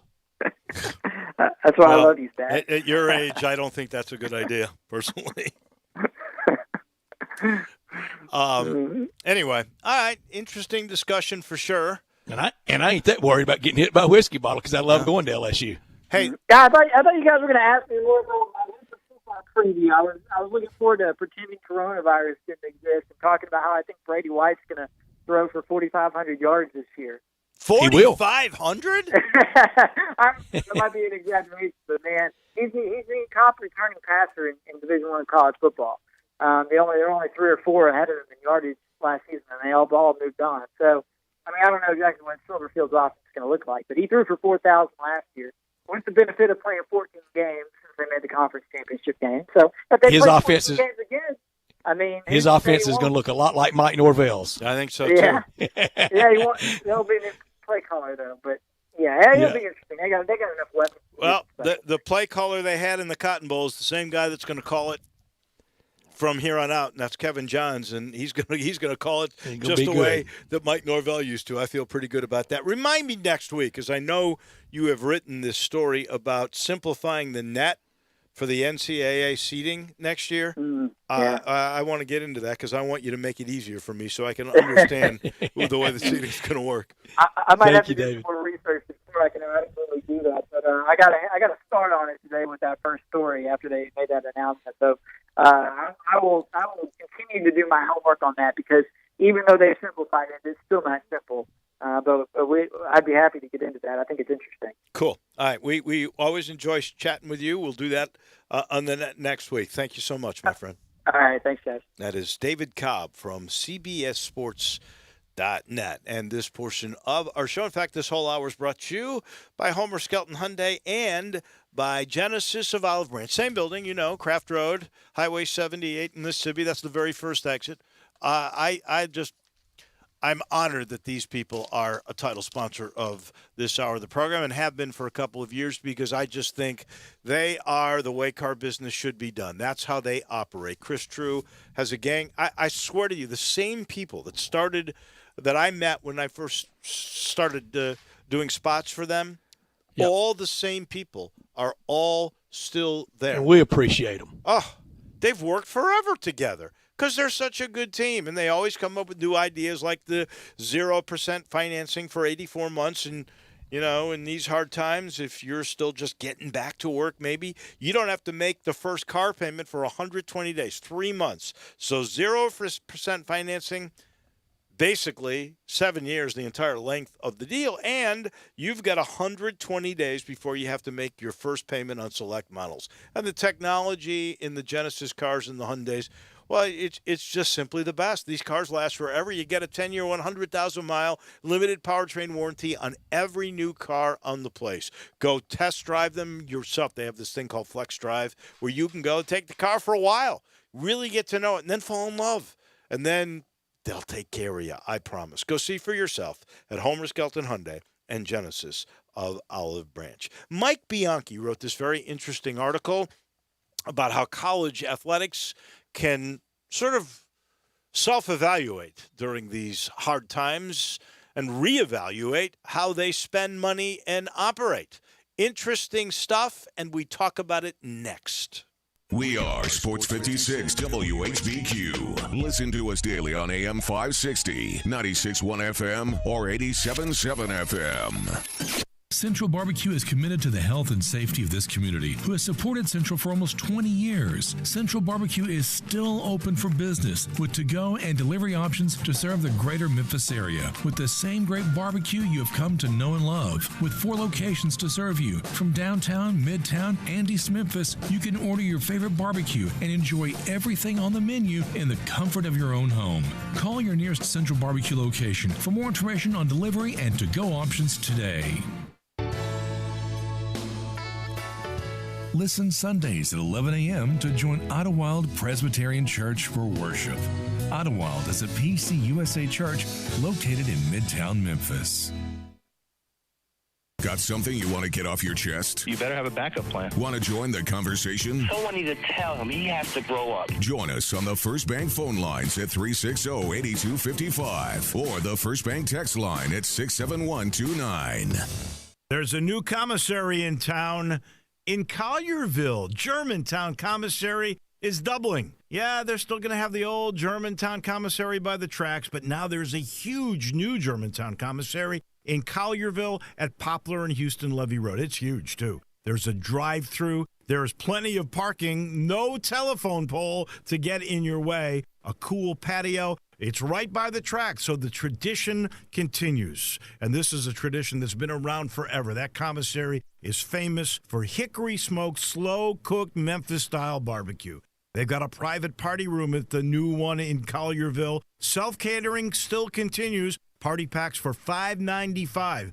Basically, the great ribs, the great pulled shoulder, the great deviled eggs. Everything is there in Collierville and Germantown now. So there is now a Germantown and Collierville style of barbecue. It's called Germantown Commissary. Now, more of Sports Time on Sports 56 with Wolo and Stats. This hour of Sports Time is brought to you by Homer Skelton Hyundai. Here once again are Dave Woloshin and Brad Norsworthy.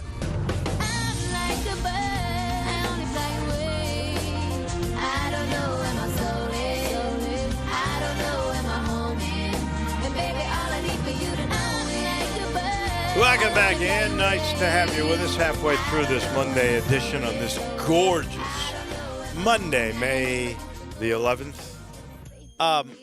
We're going to talk a little bit about this column that Mike Bianchi from the Orlando Sentinel has written about how college sports can reanalyze, take this time to sort of self-evaluate and think about what they're doing. And he's got some suggestions, 10 of them, in fact. But as we start that discussion, I guess we should point out that our friend Brent Beard has confirmed with the Big 12 that their league media day set for July 20th and 21st at AT&T Stadium in Dallas will be held virtually. So there's only two that haven't changed that. Yeah. That's the ACC and the SEC. Yeah, it's ACE and the Big Ten. There's still three. There's 7 conferences have said they won't go. So Big Ten, still no announcement. ACC and SEC, and there's some at the SEC still holding out for something. Before we get into the Bianchi piece, some of it I agree with, some of it I think's frivolous and was good for clicks, just like we all did. High Hardwin, what'd y'all think of my Tigers' plan of going rogue if the opportunity presented itself? Let me rephrase. If you could take May I rephrase Vandy's spot, what kind of money are we talking about in a time where finances? What are if the critical? Big Ten called? What if the Big Ten called and said, "Hey, you want Rutgers' spot for a year?" I don't see how you couldn't take it, because I think you are correct. You would probably be accepted back. I think that the Big Ten would have to make some. They'd take your apology. They would have to acquiesce or negotiate some advantage for future to the American Athletic Conference to make Mike Oresco feel good about it. I do think you're right. I think the American would take back the University of Memphis.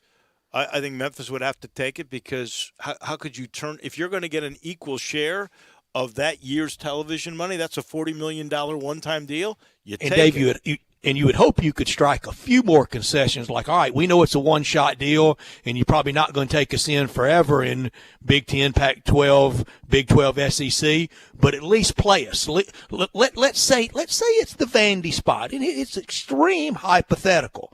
It's extreme. I understand that. But let's say it goes down and it's Vandy, and you go to the SEC. Now, we'll do this, and we'll go rogue, and we'll beg for forgiveness from Oresco down the line, but you need to give us this concession. You're helping us with basketball. How about this going forward in football? And we'll go right down alphabetically. Since we're taking the Vanderbilt spot, that's alphabetically, they're at the bottom. We'll take that spot. But going forward, we need home and homes with Alabama. We need home and homes with Arkansas. We need home and homes with Auburn. We need home and homes with Florida. Go right down it alphabetically for the next few years, and then for this year, this would be. And let's say we played the schedule, just the SEC portion of the schedule that Vandy would play. Well, Memphis would go to Missouri and play in Columbia. They would go to Athens and play Georgia. They would host Ole Miss. They would go to Lexington and play Kentucky. They would host South Carolina. They would host Florida. They would go to College Station and play A&M, and they would host Tennessee. You'd have to take it. Yeah, you would definitely. And just off the top of your head, of what he just rattled off, 500. You finished 4-4 in the SEC. I haven't even done that, but I think it would be better than that. Well, I think you finished 500 at worst case scenario in that.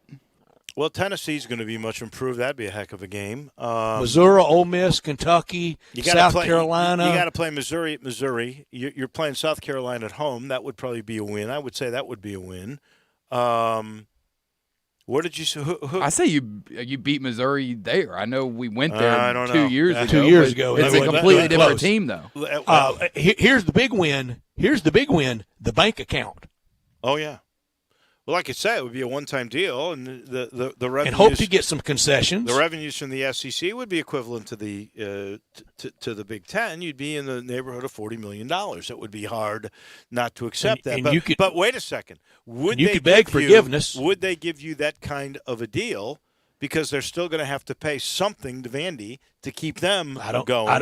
I don't know that they would. If you don't participate, how do you get a check? Well, I think they would, because you don't want that school to go away. You are part of a company, a grouping, and I do think they would try to look after them to some extent. But you would still, I am certain, if you did not get the full payment, then you could use as negotiation what you just said. Give me a home and home with each team as the years unfold. And help me out a little bit. Yeah, you might get that. As far as would the American take you back? And at some point, it's every man for himself, isn't it? I think they would. Well, look, I think Connecticut just showed that. They're exactly, they were talking about survival. I do think the American would take you back, but if it didn't, who's to say you don't do what they did? You go to the Big East in basketball. Go to the Valley, and you try to figure something out in football. In football. And you could go to the Missouri Valley. The Missouri Valley is 1AA, so you wouldn't do that. In basketball, it's not. No. Oh, you're saying play basketball in the Valley? I would rather play. I would think you'd be better served by playing in the Big East. If you could get in, yeah, I would much prefer that if you could get in there. But if you couldn't, they would have options. And look, this is going to present unusual circumstances for a lot of us in a lot of ways of our lives. The old March 10th, and for sure the old February 10th world, it's over. It is over. It's going to be a while before that returns, and sometimes you got to grab those dice and throw them right down the middle of the table and let the chips fall wherever they fall. I'll be honest with you. I really don't know that leagues would do that. I don't know that the Big Ten or the SEC would do that. If you are backing up the season and these schools are saying we don't think we can do it, I suspect that you would only play conference games, and there's enough teams to go around to play 9 conference games. So I just don't see that happening. And Dave, and Vanderbilt being private brings up this issue, and it's more for the privates because the states are the good taxpayer of each state. But for these colleges with these unbelievable endowments, you go through those Ivy League endowments, and it starts at 40, and it goes all the way down to about 10, all the way down to just $10 billion for some. Why in the world in these economic times wouldn't those places say, look, especially for the students displaced last year and maybe even for our incoming students and a little something for the juniors and seniors as well, or people that that are still in school, why wouldn't they dip into the endowments and this year's on us? Well, that could happen.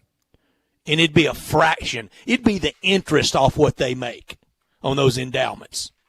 Well, at Harvard or any school that's a $40 billion Stanford. Well, Texas has a heck of an endowment. I'll tell you. Texas is public. The one that's always intrigued me is Carnegie Mellon in Pittsburgh. I think that's a $40 billion endowment. I mean, why wouldn't you help those students out? You're sitting on that pile in these economic times, and you were displaced and basically had to take a bunch of self-help classes online for most of the last semester. Why not help them out? It's possible they could do that. When it comes to the world of college finance, schools like Harvard they only take the cream of the crop, and they could pay every year if they really wanted to. They could let everybody go for free. Yeah. Everybody. But they never do. And they're the first bunch that's wanting to talk free on everything else. So the Mike Bianchi column, I found it interesting in a lot of regards, and I agree with you. Some of these things he puts in there because he knows it's a little controversial. It would get clips. 1 and 2, I think, is a joke. Well, putting a salary cap on coaches, starting with this stipulation. Yeah. They can't make they have to make at least $1 less than the school president. Yeah, I think ridiculous because I guarantee you Mike Bianchi makes more than the food critic at the Orlando Sentinel, so I bet he doesn't want that.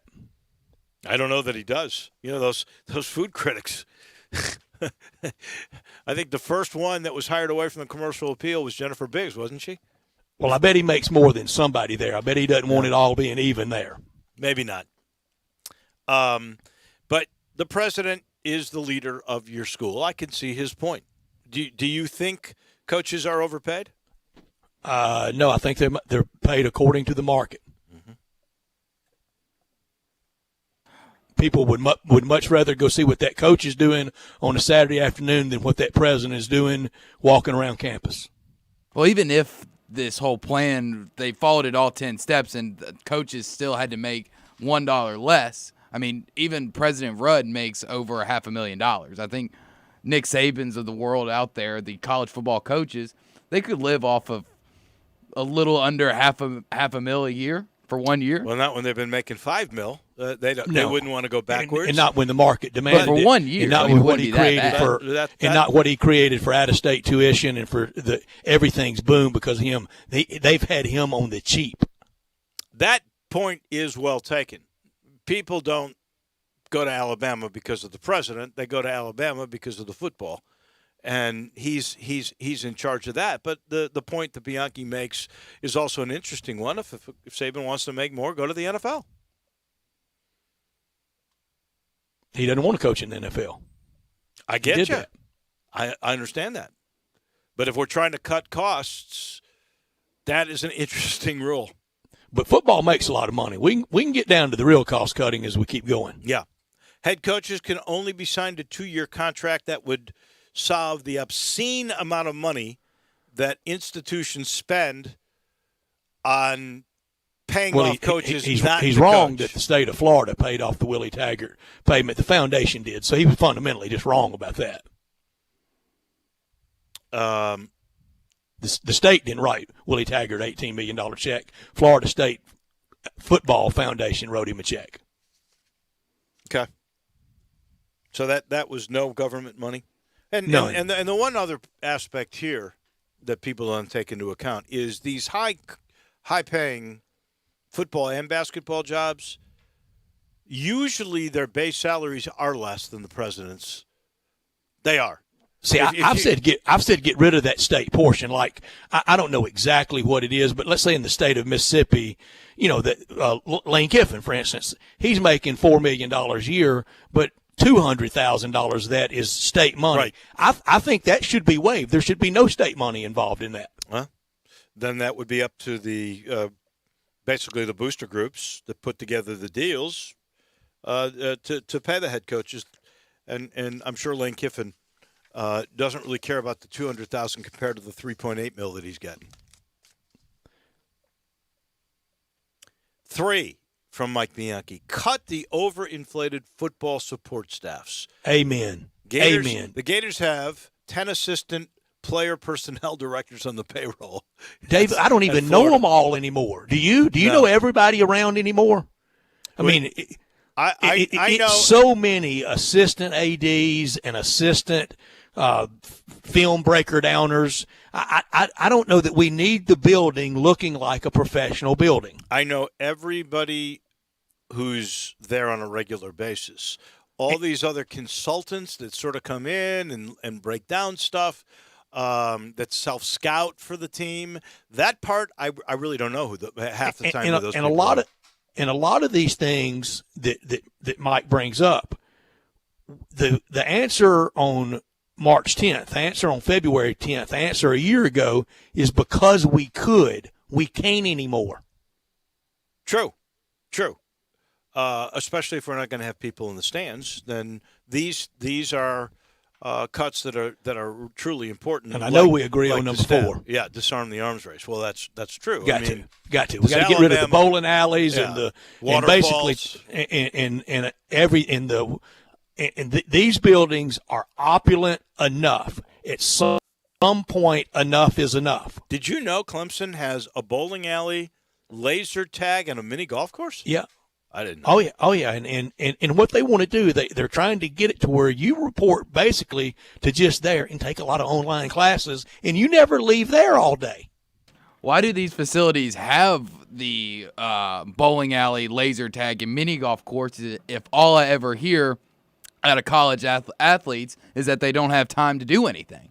So do they have time to use these bowling alleys, laser tag, mini golf, water parks that they basically make in these facilities if they only have time for football and school? If that's the argument that the athletes and the coaches kind of want to have the narrative, then why do you have all these things? Because they don't tell them that when they're recruiting them. They go, look, when you shower, you go right to the laser tag. You'll have a ball. Don't worry about it. And you never have to leave here all day, and you really never have to really be a real student around other students ever again.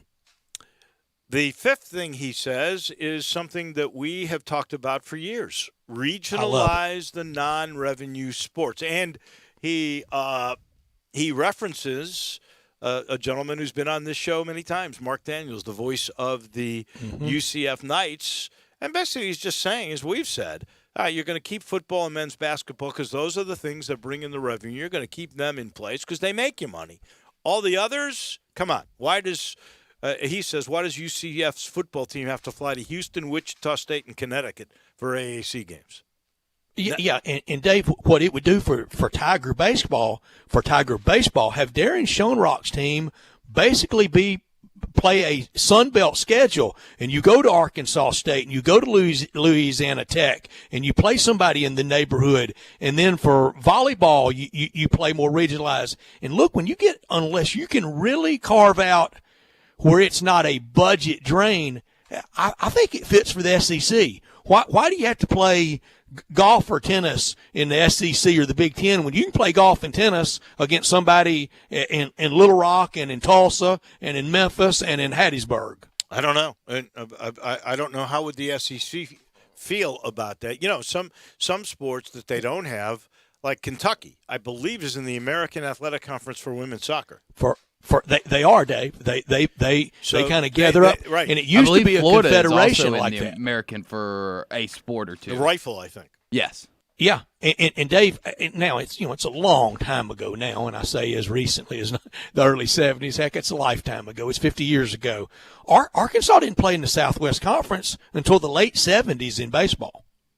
I didn't realize that. They'd just gather up a schedule and play when you could. Mm-hmm. I don't know if the leagues want to give those things up. Maybe they would agree to it. But if that were the case, I would love it. If tennis, golf, even baseball for that matter, if you were playing all the local schools from around here, including the SEC schools, get a map out. And the SEC gave up that baseball. See, I don't know that they'll give that up because I do think that at the SEC, I doubt they'd give up baseball. That is a revenue-producing sport. But I think the schedule needs to be reduced. I don't think you need to be playing 60 regular season baseball games. He goes there. Does college baseball or softball need 60? How about 45 games? That would be a good enough test, and then you're going to play postseason anyway. And what's good for one, I don't think 12 football games is necessary. I don't think 31 men's basketball games is necessary. I don't know about combining certain men's and women's individual sports. He says instead of having men's and women's golf and tennis teams with two separate coaching staffs, two separate schedules, why not have one co-ed tennis and one co-ed golf team? As long as I guess you kept the same amount of participating athletes, that would be okay with me. Just one coaching staff. Worth trying. And everybody would travel together. So instead of the women's team going to a golf tournament in Kentucky and the men's team going to one in Wichita, you'd both on the same weekend go to the same place and have your separate competitions. Yeah, I mean, it's much easier for sports like that because, I don't know tennis that well, but I don't think one coach is going to tell a women's tennis player to do something different than the men. I mean, it's basically the same game. There's a couple of other things I think are pretty interesting here. We'll get into the last couple here in just 1 minute. We've got to take the quick timeout. Back with a wrap of hour number 2 right here on Sports Time on Sports 56 with Wolo and Stats. The word is out about R&R on Sports, where you've heard interviews from Ken Griffith Jr., Dr. J, Hank Aaron, and many, many more. Right here, R&R on Sports, Saturday mornings, 9 a.m., Sports 56, 96.1, and 87.7. Don't miss it. I want to invite you to come by the Spirit Shop. You know, that little log cabin on Poplar, your liquor and wine oasis. The Spirit Shop has been providing sports fans their beverage needs since way back in 1969. So come in now and get ready for the big game. Whether your favorite team wins or loses, the Spirit Shop will help you celebrate or ease that pain away. The Spirit Shop is open every day, and they're located perfectly at 4848 Poplar. That's the corner of Poplar and St. Nick. I'm here with the great Pat Donahue from the Rendezvous Restaurant Shipping Department. Thanks, Brett. We've been shipping our ribs all over the country now for decades from our USDA-inspected shipping kitchen in the Pinch District. We hand-cook our ribs in pits that Mr. Charlie built over charcoal, just like they do at the restaurant. So what comes in a rib box? We could do pork shoulder, we could do ribs, our sauce, seasoning, baked beans, coleslaw. We'll even throw in Pancho's cheese dip with our nacho boxes. We also put a bag of Rendezvous seasoned popcorn, heating instructions, some chef hats, some wet naps, and some other helpful tips from our kitchen. We ship our ribs overnight, exclusively FedEx. And we put them in nice packaging. We don't ever want to use styrofoam, so we use corrugated cardboard, actually 2 boxes that fit nice together, so the ribs get to you, your loved ones, or your clients in a safe, wholesome manner. Rendezvous ribs are perfect for out-of-town clients, customers, loved ones. We also ship ribs for any occasion. Where do we order these great ribs? You can go to www.hogsfly.com or give us a call at 1-888-464-7359. Charlie Burgos' Rendezvous Restaurant in the alley since 1948. At First Bank Mortgage, their core purpose is to help you get to a better place. That better place may be a lower monthly payment, that vacation you thought was impossible, or getting into a home with a fenced backyard where your kids can play. To get into your better place, First Bank Mortgage makes decisions right here at home. Dedicated to helping you get to your better place, First Bank Mortgage. Call Daniel Mooney at 901-462-0145 today. NMLS 741022. Equal housing lender. Now, more of Sports Time on Sports 56 with Wolo and Stats. This hour of Sports Time is brought to you by Homer Skelton Hyundai. Here once again are Dave Woloshin and Brad Norsworthy.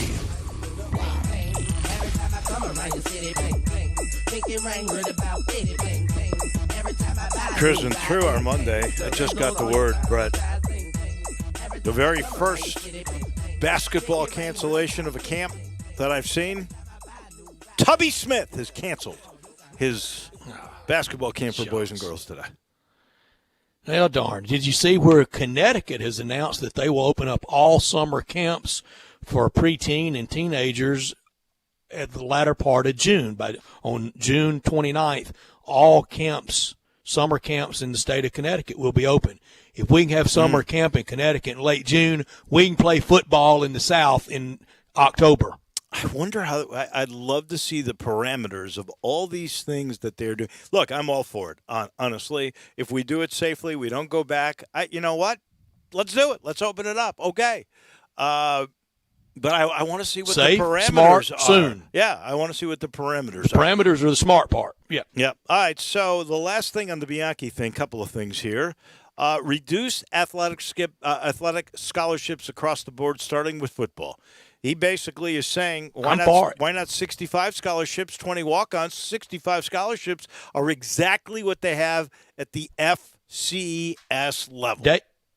Dave, I'm for it, and it takes some of the pressure off of you trying to pair up 1-for-1 in the Title IX gender equity world. It gives you a little more relief there, and it might bring in two-way football. It might make practice a little more difficult, but I don't think that much more. Now, if you're going to cut football that much, you're going to cut basketball as well. I'd be okay with that. You know what that I would means, be too. Don't you? I love this. You know why? Because now, if each of these big schools is going to put 20 guys each year out on the table for other schools to get, it will help the group of 5 schools. The quality of football will be better. And guess what? Coaches, they're going to have to be better at coaching. If you cut from the 13 that men's basketball has, cut it to 10. You telling me you're not going to get enough walk-ons? You still have 10 scholarship players to have practices with? You could easily do that. And I think that is a great idea. And pastime, Dave, when we look down on that sideline, especially at home games, look at all the people between all those support staff people and all those players that are dressed out that don't have a prayer of going in the game. I know you're rewarding them for practice, and thank you for that. But you can still do this with that plan, and then you take 70 on the road, and you still got a too-crowded sideline. You don't need to be taking 70 people on the road, and we used to could because we could. We can't anymore. Right. Those days are over. Well, and this one always gets me. And, charters could be in there too. You don't need to charter for 4 or if a bus ride is 5 to 7 hours, get on the bus. You can get on the bus. Get on the bus, Dave. Me included. Get on the bus. Yeah, I agree. I was talking with our producer and engineer Danny O'Brien, thinking, I wonder if Memphis would take buses to Purdue. That could be about easier at a lot of places. It's about easier at a lot of places to ride a bus. Some places, yeah. And here's the other thing, the last one, which is the crazy. I've never understood this, and basketball does the same thing too.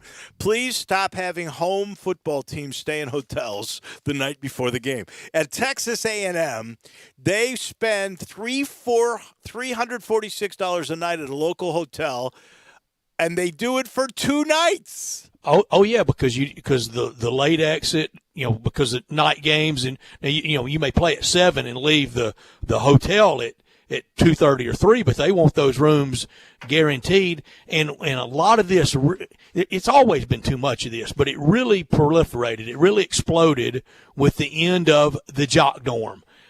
I'm telling you, we look back now.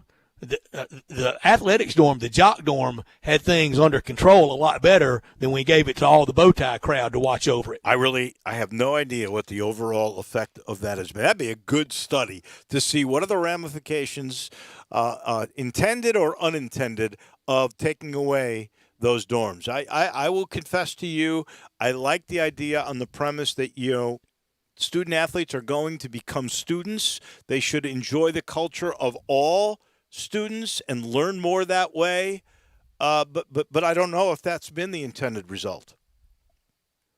And the Friday night scene of the hotels, home and road, is out of control. Well, road, your team has to stay at a hotel, but home, like the U of M, they stay at the team at the school hotel. Yeah. So do they have to pay for that? I mean, yeah, they have to pay. University owns the hotel, so why do you have to pay for it? They have to pay for it, and just the same way you had to pay for tuition. The basketball team stays in the Peabody. Now, I don't know if the Peabody gives them that as gift in kind. It might, but there's still a cost involved. Why?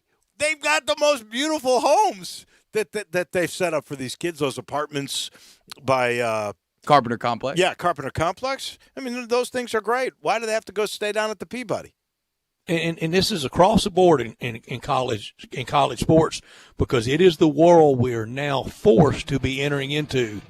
The old days are over. Seems that way. We take our time out. When we come back, we'll sit down and chat with Evan Barnes, he's been at furlough. He's raring to go. He's next.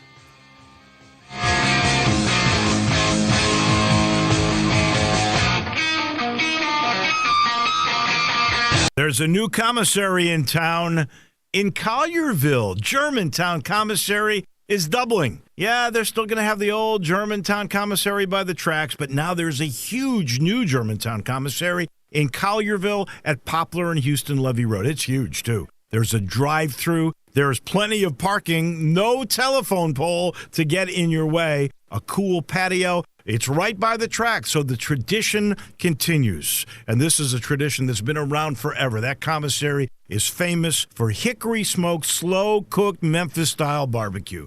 They've got a private party room at the new one in Collierville. Self-catering still continues. Party packs for $5.95. Basically, the great ribs, the great pulled shoulder, the great deviled eggs. Everything is there in Collierville and Germantown now. So there is now a Germantown and Collierville style of barbecue. It's called Germantown Commissary.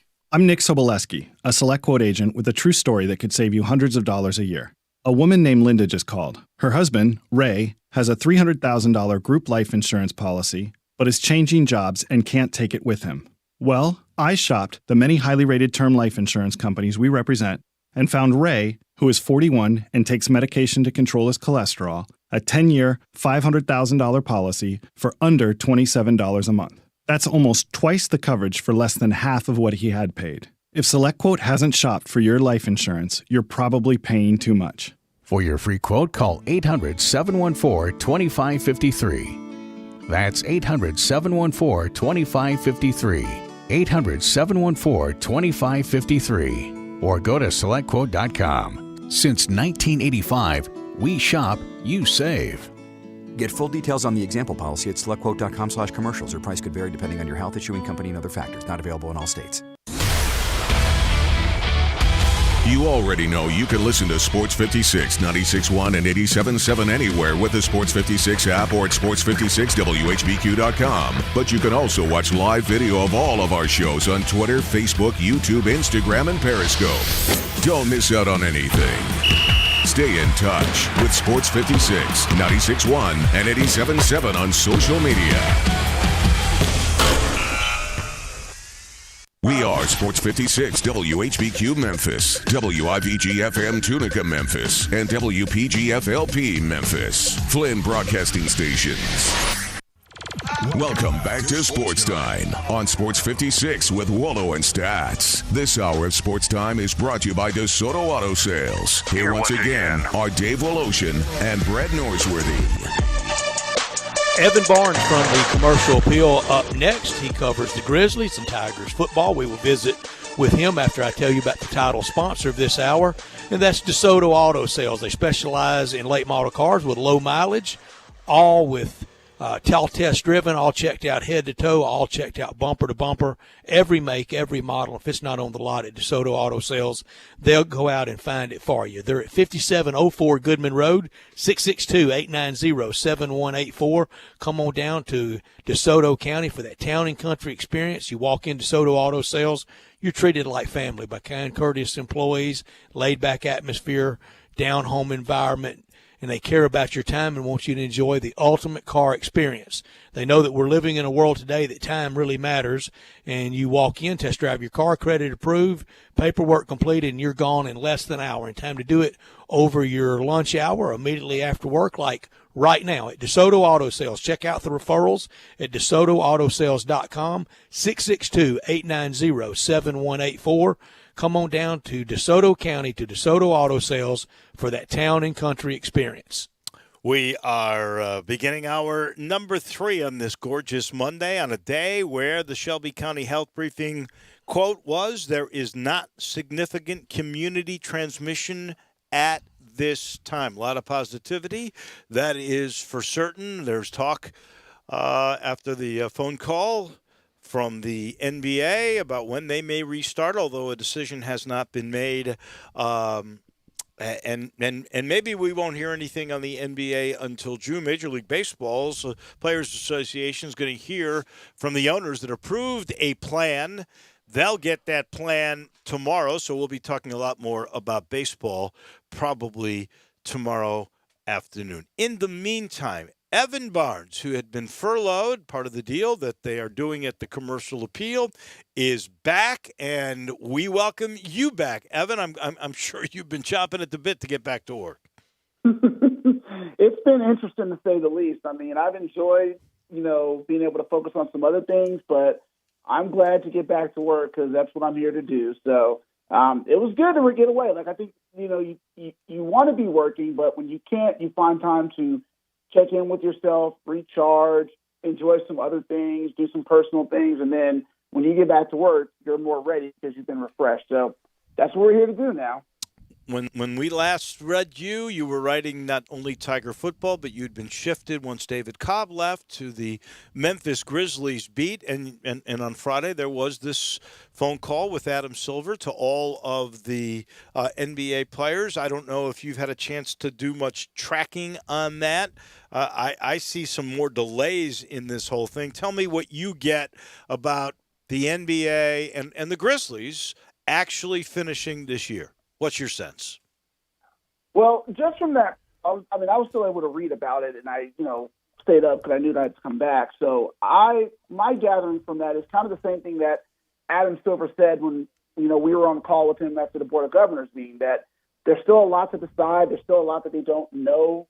Obviously, these ideas of maybe putting bubble cities in, Orlando and Las Vegas are options, but they're not something that they're exploring, as serious ideas. And I think the other thing that I got from that players' conversation is that some of the guys have concerns that they're being forced to, pressure the workout. And Adam Silver said that he would, make sure that wasn't the case. But I think just reading that and just seeing how, the Grizzlies have taken their time, they haven't said anything publicly about reopening their facilities.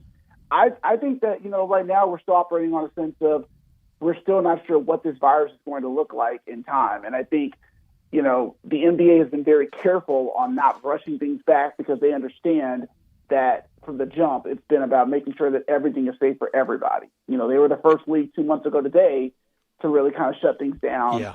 And I think be very cautious about it. And so from that call, I get the sense that there's no real sense of we know when things are going to happen as far as, a date when the season will return. So right now we're all kind of stuck in limbo right now.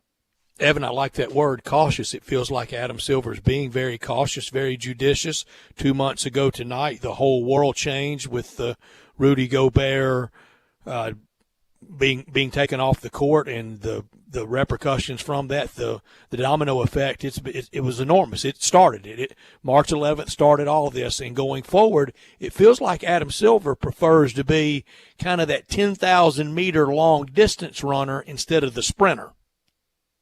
That's a good analogy to put it, yeah. He definitely wants to be wise about when to bring this back. I know they talked about how they want to start the 2020-21 season on Christmas Day, and they really want to get the season done, but they're also going to look and say, look, as he said on the conference call that Disney chairman Bob Iger said, they're going to be guided by the data, not the date. And I think that's been the best way to look at it is be cautious, get as much information as you can, consider the players in all this. And I think even the owners, too. I mean, look, the owners understand that, if they jump the gun on this, they look bad in the situation. So I think you're seeing the right amount of caution that's needed because the NBA wants to be part of bringing this thing back.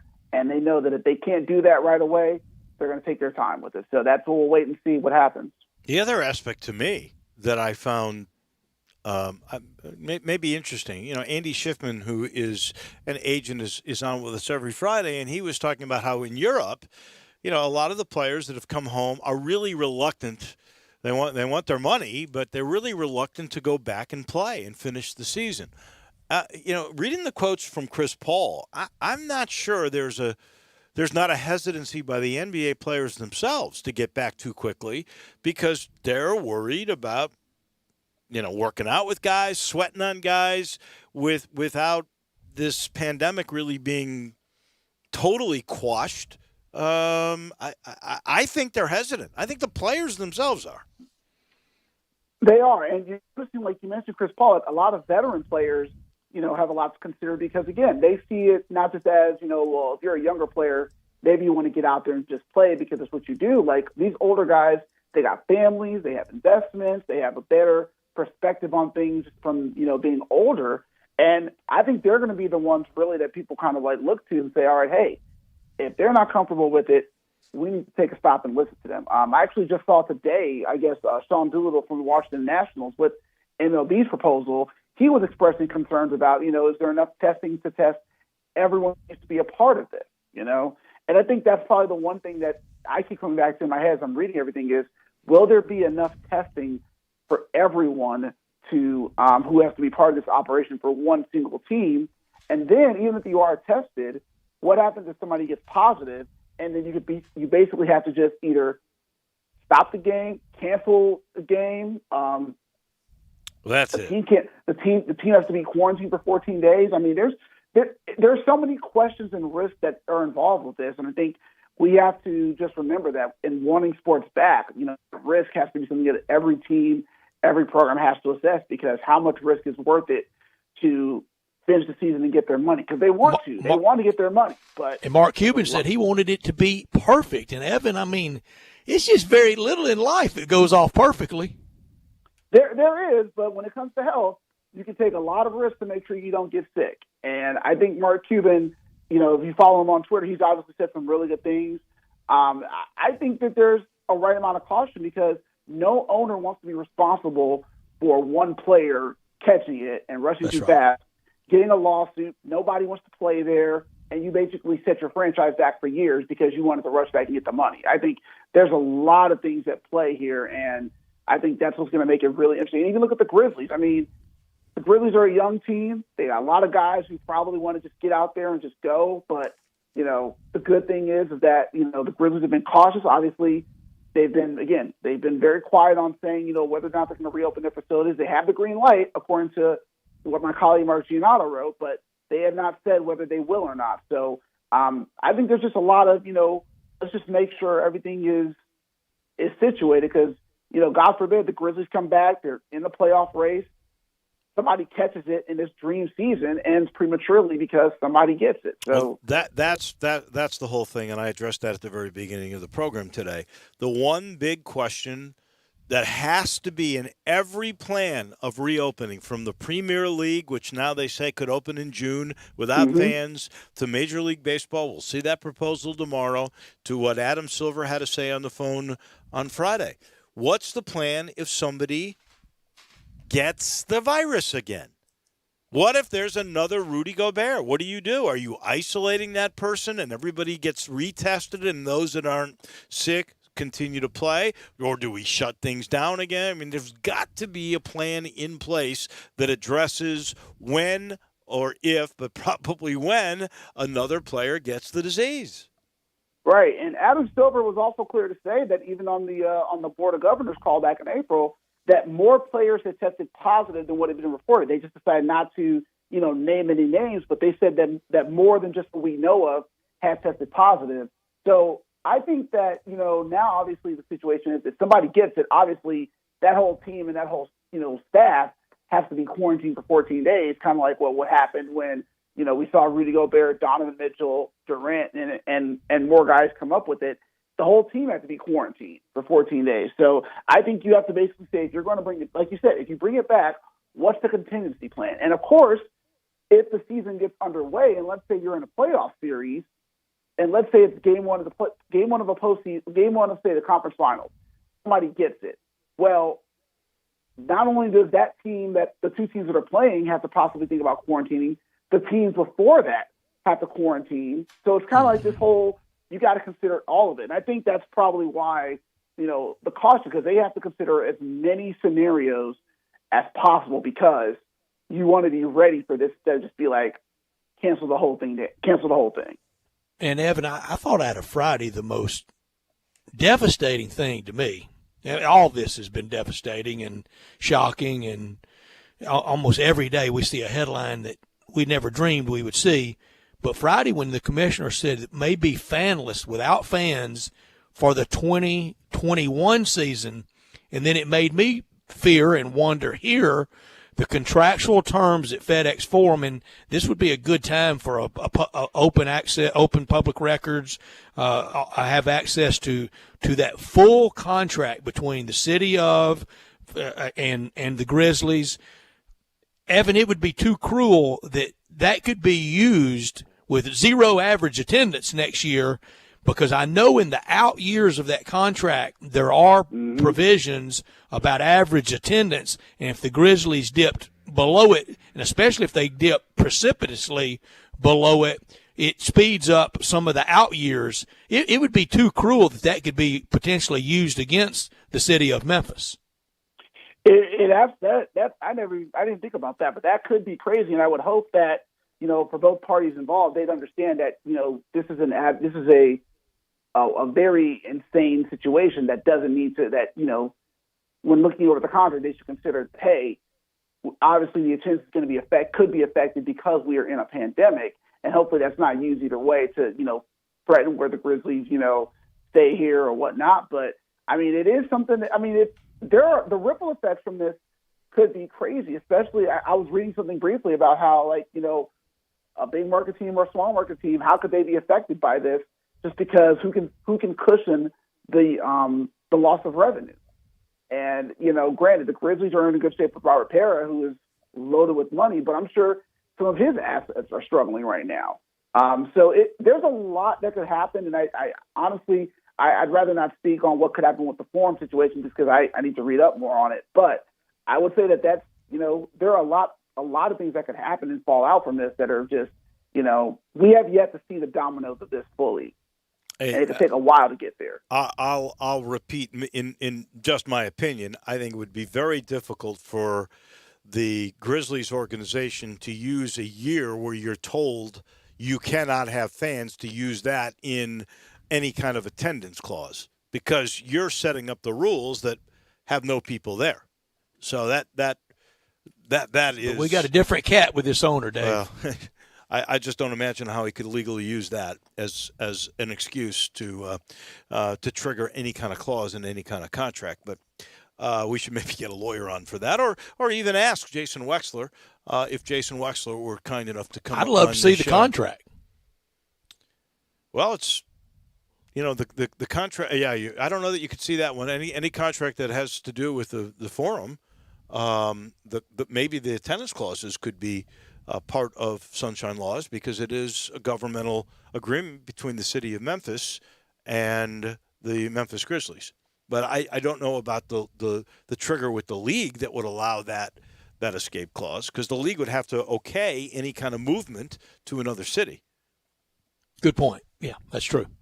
All right, let's switch, because our man Evan Barnes is multi-talented. Not only does he do the Grizz, but he does the Tiger football team. And I guess you're just like we are, wondering how in the world they'll start football camp in July or August. Yeah, I've been very curious kind of what Memphis will do. Like, obviously, in various interviews we've seen with Laird Beach and with Ryan Silverfield, just from conversations that, I had, obviously, for a story I wrote a while ago, but they're really trying to make this happen. And I see them kind of doing what they can. And obviously, with Ryan Silverfield, as a first-time head coach, he's been telling us that he's been in conversation with not just, the university, but because he is the representative of all the coaches for the AAC, he speaks to Commissioner Resco and talks about, the league, and he's the liaison to the other coaches. So he's probably aware of a lot of conversations, but I think it still goes back to that same question. I mean, there's a lot of unsurety about this. There's a lot that we don't really know, and I've had this theory in my head where if the pros aren't comfortable doing it, then we need to be considerate about what this means for colleges, because you're putting more people at risk. You're putting more bodies and staff workers and trainers and all those people and players.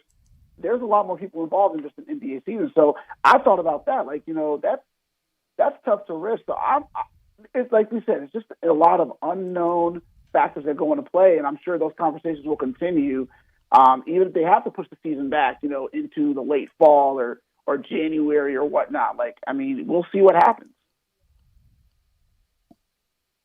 I have no idea how they're going to come up with any kind of answers for this, and it's a shame, because we're all anxious about it. We've entered this total new realm of Memphis being good at this sport, of drawing 30 to 40,000 for every home game, and to lose that momentum is going to be awful. And even if we do have people in the stands, I believe at this point they'll have to have some sort of social distancing figured out, and that's going to be our reality and until we have a vaccine or a treatment or both. And therefore, you are going to lose some of your revenue stream and some momentum with fans. And yeah, that, I Evan, think, and you reported on the attendance last year. You get that real number after the fact, and the SMU game was 43,000. But there were a lot of those other games that were still pretty lean last year in the heyday. and that's what really worries me a little bit, because when you're looking at it from obviously a ticket revenue standpoint, we from our reporting, we know that Memphis depends heavily on ticket revenue. Yep. And I would be very concerned kind of what could happen if, obviously it would be really hard to say how many fans can show up at a football game this year. I just can't see it depending on, what happens, but it's hard to see it. But when you're looking at the financials, that is absolutely a big concern. I'm sure Memphis is thinking about that, because without ticket revenue, that plays a big role in their finances. And, who knows what that could lead to for other sports. Like we saw Cincinnati have to cut men's soccer. Like, I don't think Memphis is not going to want to do any of that. But you're also considering what could happen the longer this goes, and the lack of revenue and like the momentum. I mean, this season coming up was going to be, a really promising year with building on, the great season of last year, Ryan Silverfield's first full season. So many guys coming back, just this high of being a really, really great team that could possibly win the AAC again. I mean, that momentum is really, it's sad that that's going to slow down, because, we know how fans are. We know that when that momentum slows down, some people, it takes them a while to come back. The diehards will be there, but some people, it may take them a while. Or you can flip it the other way. The longer the wait is, the more the hunger gets, more people just want to see it. And there could be this big return where people are just so happy to see it.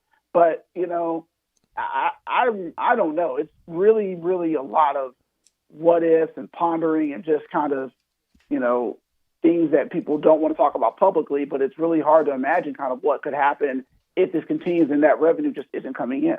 I think the virus has produced a three-phase, hit on us. The health hit, the financial hit that we're going through, and Evan, you touched on the psychological hit of people that are pining for it, that are longing for it, but also the reverse of that. The longer you stay away from something, the more you realize I can live without it. And I've honestly had the idea that, as much as we want sports, and we all would love to see sports back, I think that, there are things where we look at and say, okay, well, what can I do to fill the void? Like, it's been 2 months since the NBA was suspended.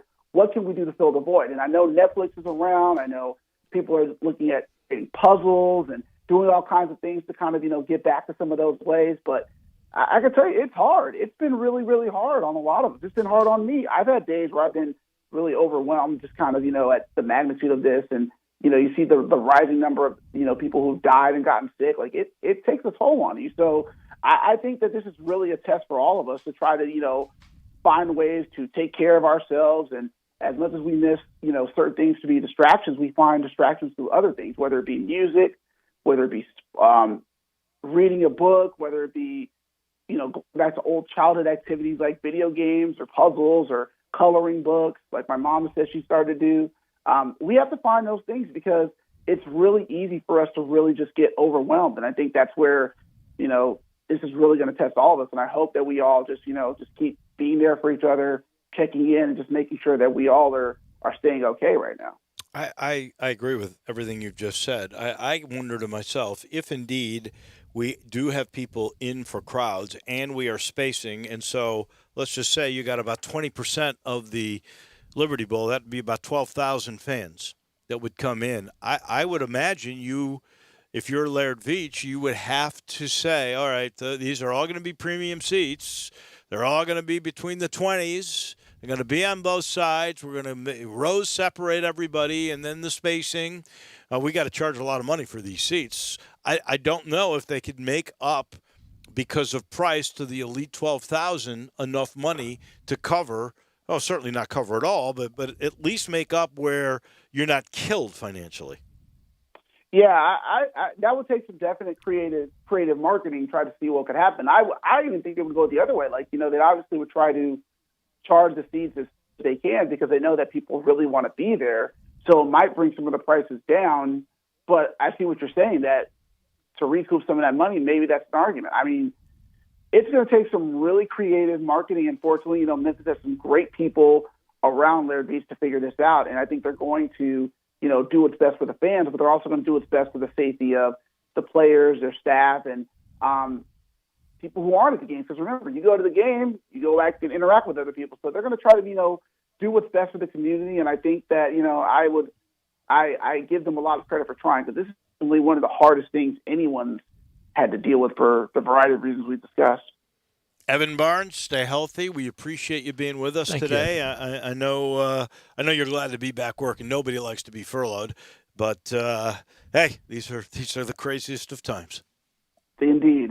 Thank you guys so much. You guys take care as well. You too. There we go. Evan Barnes from the Commercial Appeal, a busy man, because he's got two beats. He's got the Grizzlies and he has Tiger football. I'll tell you another guy who's been busy working a lot of different fronts, and that's Walker Taylor from the commissary, Germantown commissary, Collierville commissary, and tomorrow he'll be a part of our show, not just as a sponsor, but he is going to be with us to talk a little bit about the last couple of weeks, really the last week since everybody has opened. What's the restaurant business like? Not just his, but people all across the community, how businesses are doing in that regard, and the difference between 1 year ago and now, and how just basically keeping your restaurant open for takeout, what a roller coaster. How did that work out? So we'll get into the economics of the restaurant business a little bit tomorrow with Walker Taylor. Right now, you economically get a heck of a deal. You get the best ribs going, and you can drive through. Right. You can go into his business, though.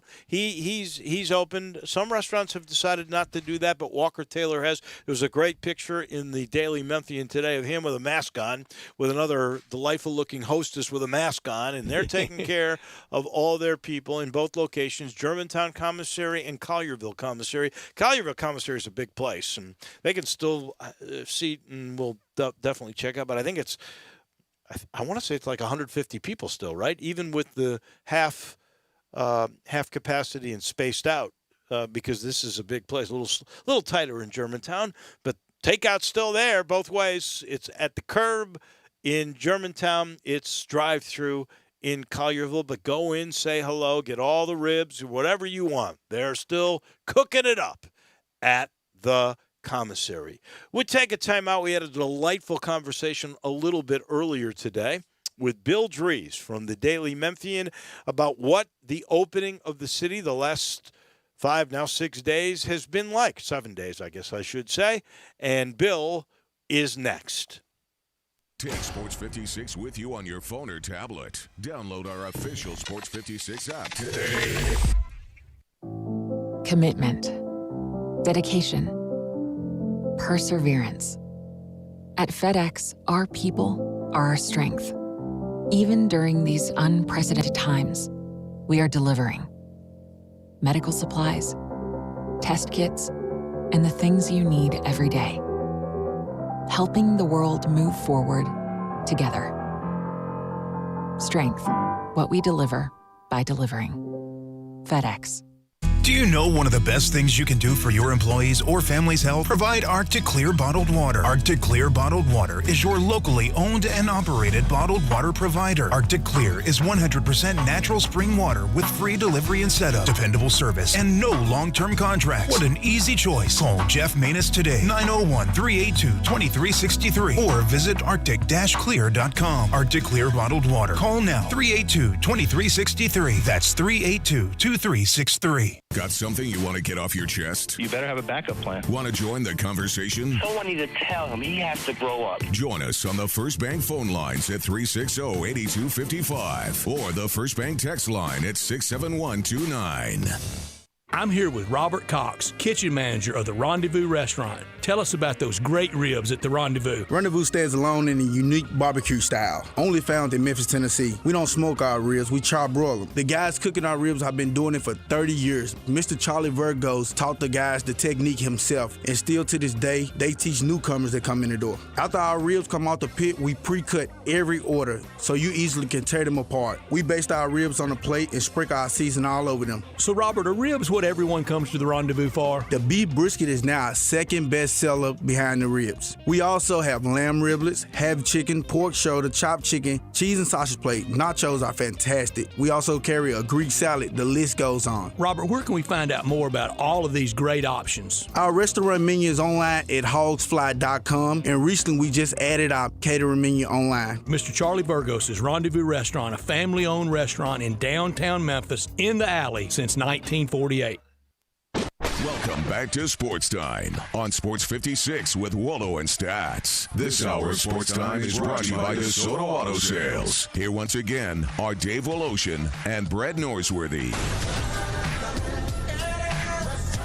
This portion of the show also brought to you by Conway. Conway Services, heating, cooling, air, and the tune-up. And I had the tune-up, by the way, on Friday. Man, it was delightful. The guy came out, and just like I tell you, he came in, fixed everything, tuned up the 16 points inside, replaced the filter, then went outside. I get this every 6 months. I couldn't believe, because I got a lot of trees on my, I couldn't believe all the leaves and the dirt and the grime, but he spent a lot of time making sure it worked well. And that's why my MLGW bill is always reasonable. And even though my wife in the summer likes to keep it like ice cold, like in the 68 degree when we go to bed, that kind of range. Yeah, she likes it cool. And that could be really high, but I have a very efficient system thanks to Conway. You could too. All you do is pay $69 and they'll come and do that tune-up for you. And I'm telling you, your system works, it lasts longer, it's cool in your house, and it doesn't kill you on your MLGW bill. Again, that number for that tune-up, 384-3511, Conway Services. Heating, cooling, plumbing, and electric. A little bit earlier today, Bill Dries, the great reporter from the Daily Memphian. You see him on WKNO and Things Political all the time. We chatted with him about the city and the reopening last week. Bill Dries joins us now. How are you doing, my friend? Has this been busy for you? Did you have a good Mother's Day weekend? Had a good Mother's Day weekend, a little bit of work mixed in. As you may know, yesterday our Senator Lamar Alexander, one of our two senators, was on Meet the Press. And a couple hours after that announced that a member of his staff had tested positive for the virus, and he is self-quarantining and chairing a committee meeting from quarantine as we speak. So just a little bit of work over the weekend. Crazy stuff. How do you think we've done so far on opening? So now we're into the second week of it. I thought we've done better in testing. It seems like the positivity results keep going down. Restaurants, I don't know if they're killing it, but they're certainly surviving, I think. What's your sense of the opening? Well, this is day 8 of the reopening, and of course for the hair places that this will be less than that.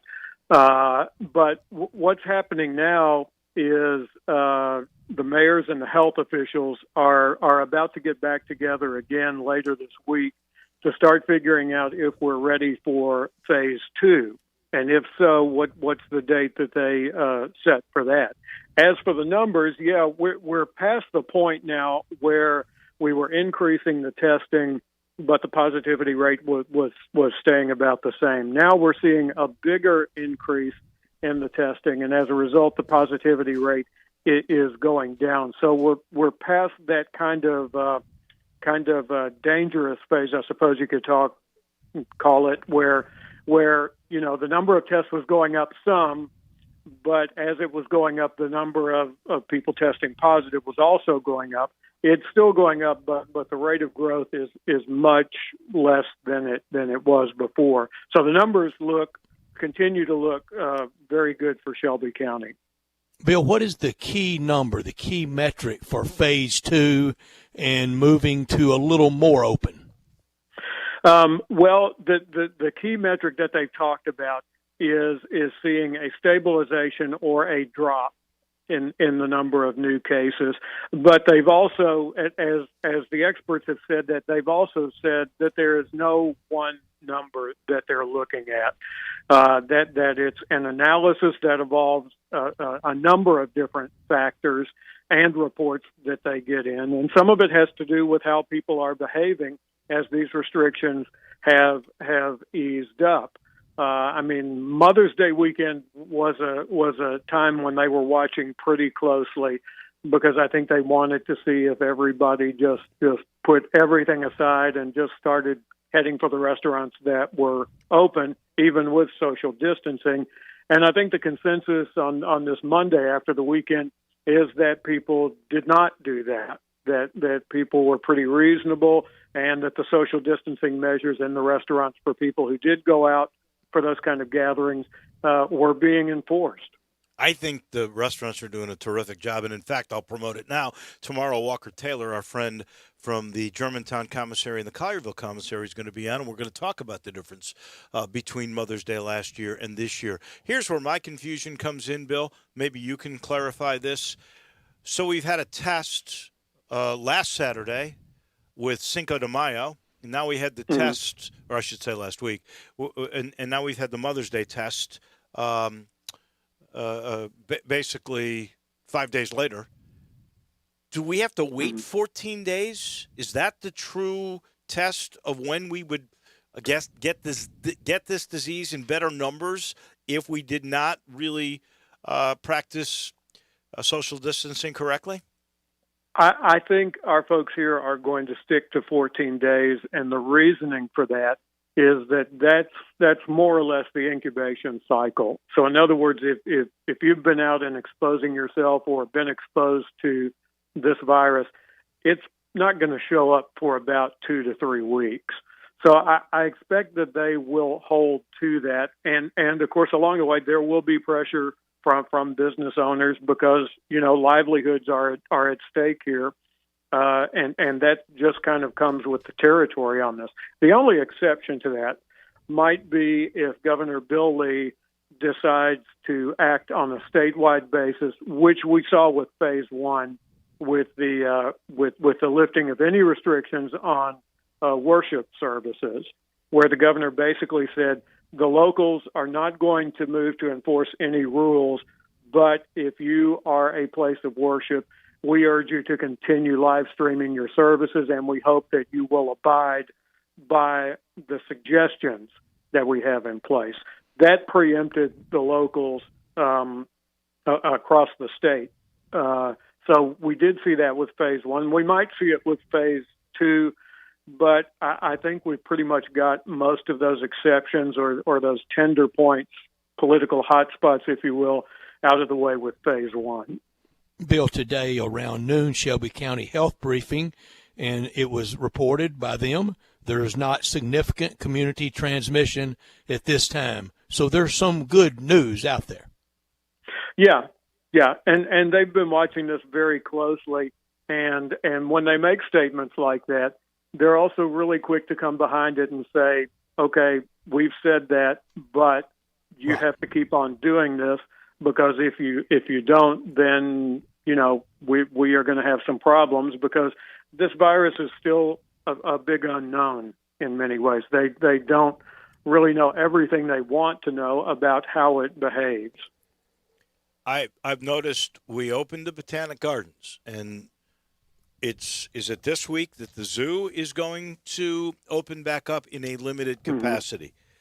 Yeah. Are we doing that because these numbers are so favorable, or are we doing that because the economy needs it? Look, let's face it, April, May, and June are the months where the zoo makes most of their money. Is it that combination? And what happens? Do you think that the mayor would be able politically to go back to complete stay at home if something terrible happened and we went backwards? I think that Jim Strickland, yes, I think he absolutely would. And he's done things like that. Like we had the weekend, which was like the first really nice spring weekend. I think it was a Thursday or a Friday. And people caught spring fever and went to Tom Lee Park and went to Overton Park. And he came back the next day and said, okay, Riverside Drive is closed. Right. I'm going to do the best I can to close all of the access roads that I possibly can to the other city parks that are out there. So, yeah, I think he absolutely would. The reason that you're seeing the Botanic Gardens reopening and the zoo is because each of those attractions have submitted specific plans to the city that said, if you give us the green light to open, this is what we will do to ensure social distancing. These are the specific measures we will take. And the city talks with these attractions about that, and they discuss whether you need to do something else here or not. And then the city gives them the green light. So you have to have a specific and pretty detailed plan to do that. Now, the exception to this, the really hard cases, are going to be the attractions that are less conventional. Something like Graceland, which is a set of buildings, very different experiences under the same roof. Those plans are probably going to be even more detailed than the plan for the zoo, for instance. And then, of course, beyond that is the question of the arenas, AutoZone Park, FedEx Forum. How do those work? And that's a completely other level of detail. Bill, you mentioned Graceland, and that could really be the first big test in August around the commemoration of Elvis's death. We know the international attraction that is, and with the international attraction, we know a lot of people coming to town. That could be a muted ceremony scene this year compared to the past, if at all. Yeah. Yeah, and Doug McAllen, who is the city's chief operating officer, we've talked about this just in the last week, I think. And Graceland is obviously a special case because you're not dealing with Memphians and Shelby County in large part. You're dealing with a crowd that is predominantly people who come here from someplace else. So they haven't heard the repeated messages and warnings and people saying these are the new rules. Now, they come from other places that may have very different standards for social distancing. So that's definitely something else to take into consideration. I agree. When you think about, let's say, the zoo, I think it's us mostly. It's regional, where people will drive. Now, when you're coming from other countries or around the country, and you're flying a lot, which is, I believe, a big connection for Graceland. Now it's a whole different ballgame. I promise you, the airport and hotels would love it if Graceland were to open, because that might open up some new things. Yeah, and what I would predict that you'll see is that Graceland would pretty much have, if they don't already, some information out there to the tour groups that come, because the fan clubs are a very big part of Elvis Week in Memphis, and Graceland stays in touch with them on a regular basis anyway. So I think you would see some real proactive efforts on the front end before those visitors ever get here, if they're in one of these large groups that come to town. And the hotels look for the Elvis visitors every year, and they know that those visitors have special things. So, they're all, even before this started, they were arranging, shuttles that go regularly to Graceland and may go to Stax and other areas like that, because they know these are Elvis people. This is what they want to see. So I think you'll see the hotels take good care of these folks when it comes to getting them up to speed on what they can and cannot do in this new environment that I would say very likely is still going to be here in August. Bill, I saw today where Disneyland in Shanghai was reopening, and everybody in mask and everybody with kind of a health passport or a health papers, a lot of it on their phones. Bill, you cover politics. You know the pushback to just showing an ID at a polling site. Can you imagine in the United States, show me your papers, show me your health papers? You can't do what you do in China here. That's a totalitarian government in place there. You have to have different standards for here. I mean, at today's health briefing, you saw that the police director, Michael Rawlings, was responding to pushback from some stories that we've had in our publication and others have very done antagonistic on the police department having the addresses of people who have tested positive for the COVID virus. That's a pretty significant issue here. Do you think that would be an issue in China? I don't. No. We're talking to Bill Dries from the Daily Memphian. You referenced they're starting to talk about Phase 2. Bill, what will Phase 2 look like? Phase 2 will be more the businesses you're used to patronizing. Probably don't think too much about going to them as you go to the other places that opened in Phase 1. It's a logical step of businesses. Like I said, it's going to be well short of the big mass gatherings and athletic events and things like that. I have to say from having gone to a restaurant Sunday just to see what it was like and to have a half a muffaletta. R&D. It's okay. Yeah. And but it was I was the only person in the restaurant in the seating area.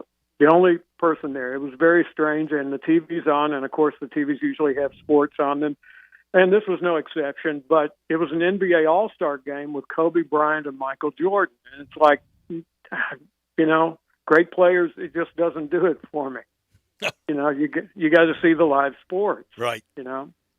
So we're kind of putting our environment back together in pieces here, and some more of the pieces will be back in Phase 2. But there will still be some pieces that are missing that we're used to as the total composite of what we do. Yeah, and I'm not sure all those pieces come together until there's treatment and vaccines and things of that nature. Last thing for Bill Dries from the Daily Memphian, off the pandemic, but I've been reading the last couple of stories you've written on the MLGW possible split with TVA and $450 million in savings. And give me, in about a minute, what you think is really going to happen with all of that. This is a historic decision. Memphis Light, Gas, and Water, as we know it now, has been a part of the Tennessee Valley Authority for 80 years. And so there's going to be a lot of lobbying action. There's going to be a lot more studies that have dollar amounts and specific criteria for it, and you will see a lot more people question those reports. This is a serious examination of a relationship that has been in place for since the Great Depression.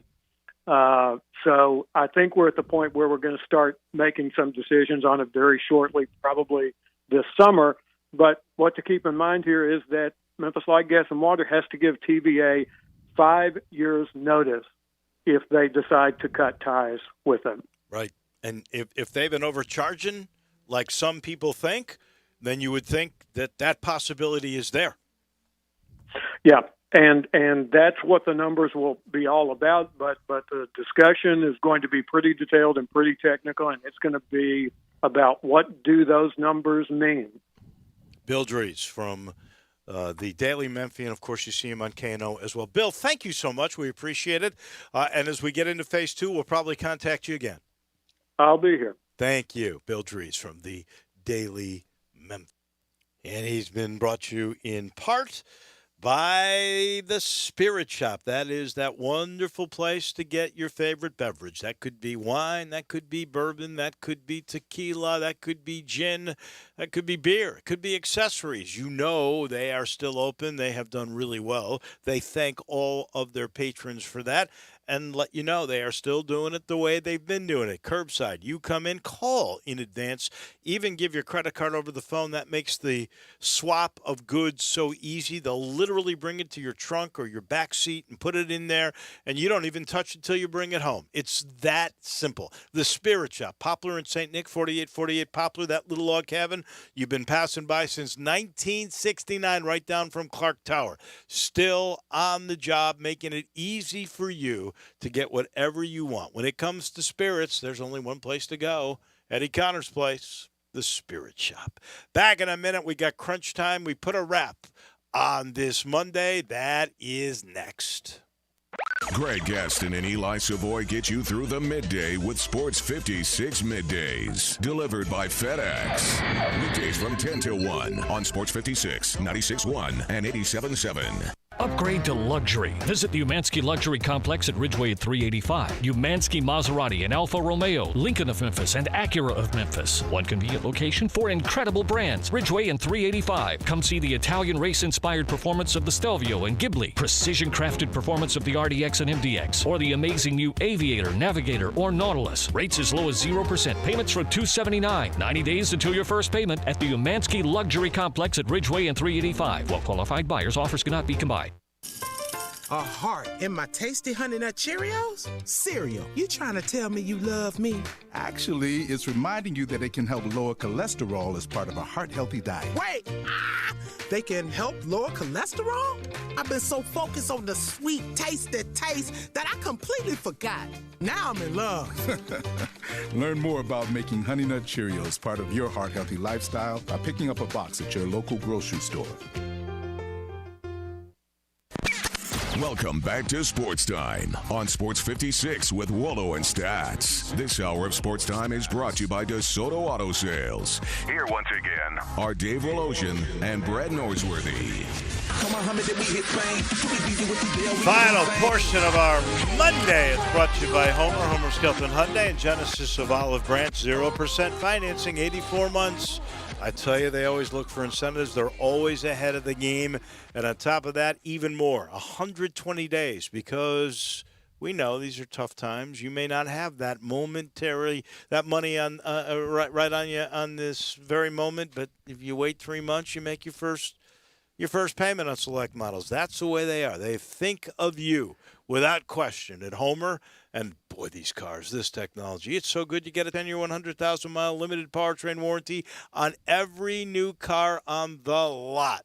And they do. They are performance, and these are just good folks. Go see for yourself. Get on Lamar in Mississippi. First exit's Craft Road. Turn left. You're there. Say hello from us. Go see Chris True. You'll thank us later at Homer Skelton Hyundai and Genesis of Olive Branch. It is crunch time.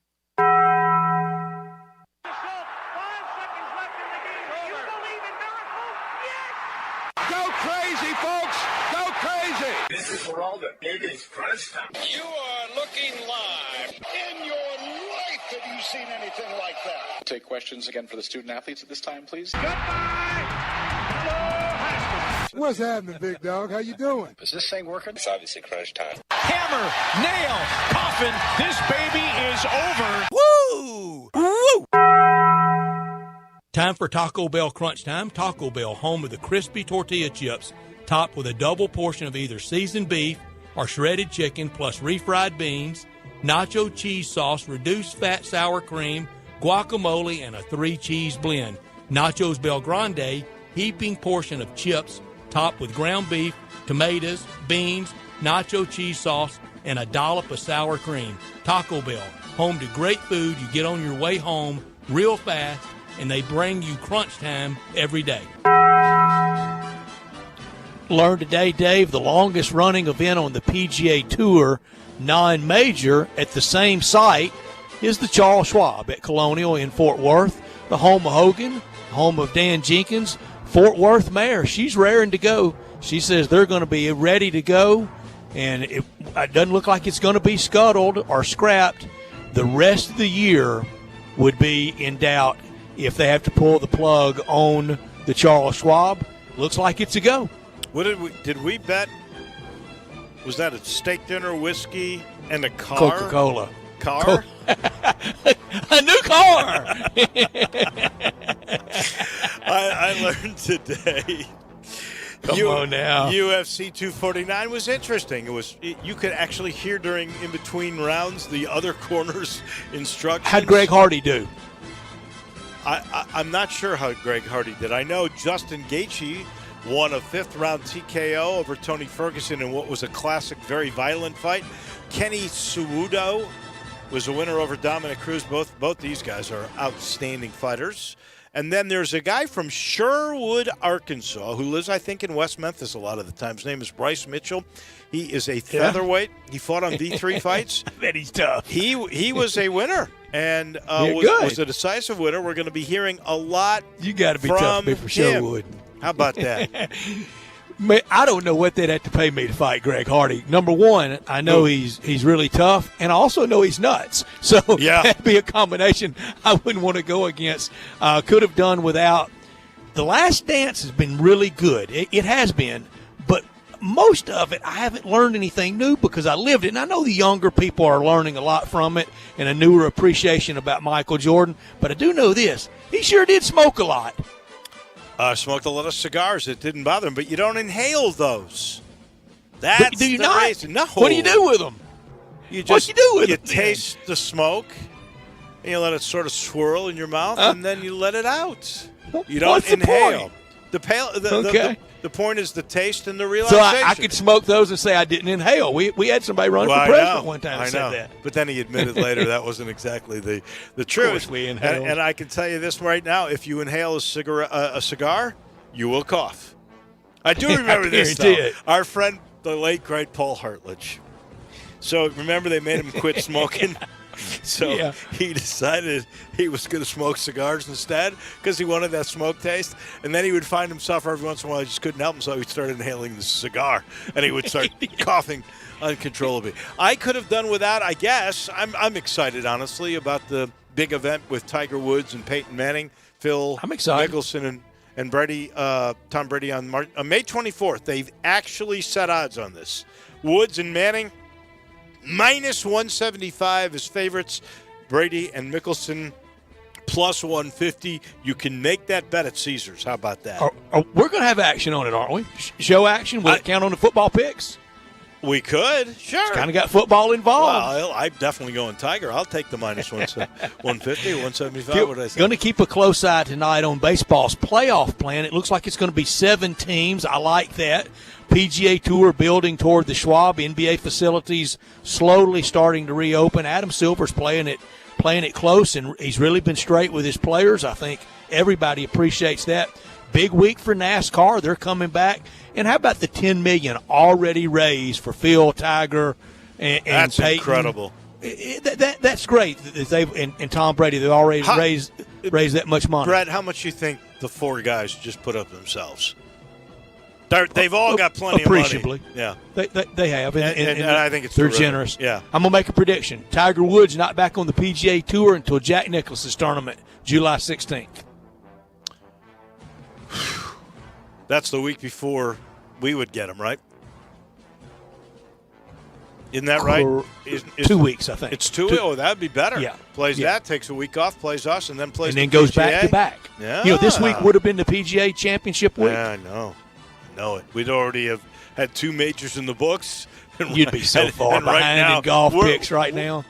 Really? Only to catch you in the end like I always do. Dave. Come on. Drew still believes it. We let you win. Just admit it. You can't Dave, help I got to bring, yourselves. on a serious point, I got to bring up Mitch Trubisky tomorrow and the running feud John Feinstein and Doug Gottlieb are having. And John Feinstein threw out the Bears didn't draft Deshaun Watson over racial terms. Wow. We got to discuss that with Bo tomorrow. We really do, because if you consider Gale Sayers and Walter Payton as 2 of the greatest heroes in Willie Gallimore. And Willie there's a million of them. It's a million. hard for me to believe impossible that is the case. Is Gottlieb the one making the charge on racism? No, John Feinstein. Feinstein is. And it's ugly on Twitter. That's Twitter terrible. battle. Wow, that is terrible. Aren't they beautiful? Man. Oof. I hate that. That'll do it for us. We'll see you same time, same place tomorrow. Have a great night, everybody. Chad Gatlin is your mid